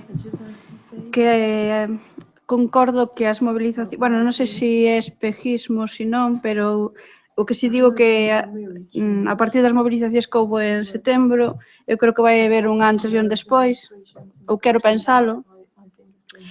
En canto a apoio da xente, si que o tivemos, si que vamos, penso que foi algo palpable, quizás menos en diciembre por outros axentes ajenos a que estén con nós ou non a xente. En canto ao produto diferenciador, por decir algo, sí que temos un produto diferenciador. Cando empecé, un día falando co laboratorio, eu estaba ca moral baixa, como pasei 2 ou 3 anos, luchando, e díxome, mentres que non creas no teu produto, non vas a vender. É certo, temos un produto diferenciado porque estamos producindo un leite de primeira calidad, que nada ten que ver co industrial. E despois, en canto ao apoio, e xa termino, xa remato, eu penso que é importante, que eu sempre o digo, da xente, sí que hai moita xente, bueno, isto do maltrato animal e tal, bueno, si pode parecer un espellismo, pero eu vou dar un dato. Na nosa páxina que temos de venta de leite, cando colgo unha foto en relación, por exemplo, outro día, un cliente de Madrid colgou unha foto de unhos iogures feitos co noso leite. Tuvo 22 me gustas, o sea, moi pouco, e 763 visitas. Onte colguei unha foto de Julio, que é meu marido, cunha vaca, onde explicaba a xente cando entra nunha nave o que pode identificar se as vacas están ben cuidadas ou non. Tuvo 3.230 visitas, 3.200 visitas e 95 me gustas, e foi compartido 11 veces. Somos unha empresa a nivel local. Quero dicir que a xente sí que está interesada en saber o que está detrás dun produto. Entón, eu penso que é moi importante a escola. Penso que Galicia é moi rica, solamente temos que poñer en valor e a administración que coller un plan exacto. Vou despedirvos porque quería decir que a Fundación sempre vai intentar botarvos unha man no que na medida que podamos, porque para isto estamos. Este é un faladoiro que trata especificamente sobre temas de rural. E eu que me baso moito en modelos económicos, debo ser o único economista aquí, algo empresariais, pero o que ten de impacto social no modelo económico que toca a terra. E a terra é o único recurso de capital limitado. Por lo tanto, desde o punto de vista social, ten un impacto.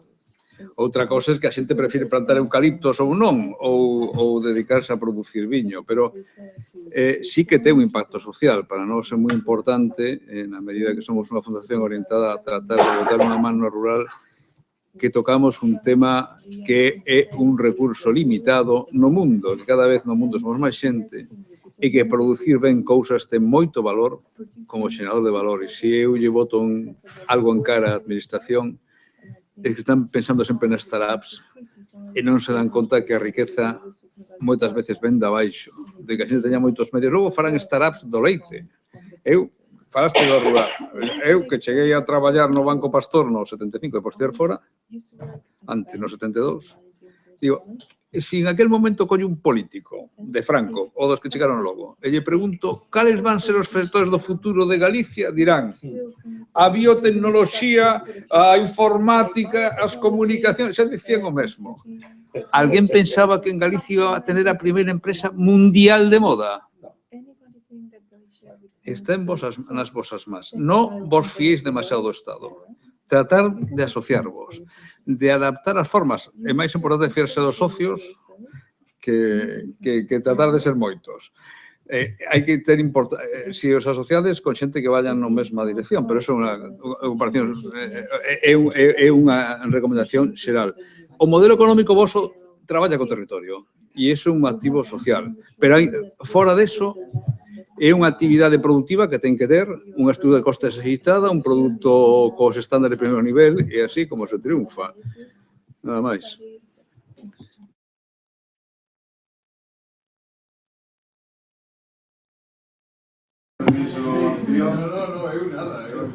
Simplemente dicir que comparto que Walt Disney fixo moito daño ao noso sector, desde que o feito de que os animales falen fixo moito daño ao noso sector. Dicirvos que nas movilizacións do mes de setembro non vos podedes imaginar a cantidad de xente nova, xente moi nova que estaba na rúa, o sea, gandeiros moi novos que queren ser gandeiros, pero moita, moita, porque eu tamén pensaba que realmente éramos un sector totalmente avellentado e non é así. Moita xente nova que quere ser gandeiro. E despois dicirvos que alguén dixo algún día que xa fabricarán por nós. E agora, desgraciadamente, estás dicindo xa producirán outros, mentres que teñamos cartos para compralo. É a miña última reflexión.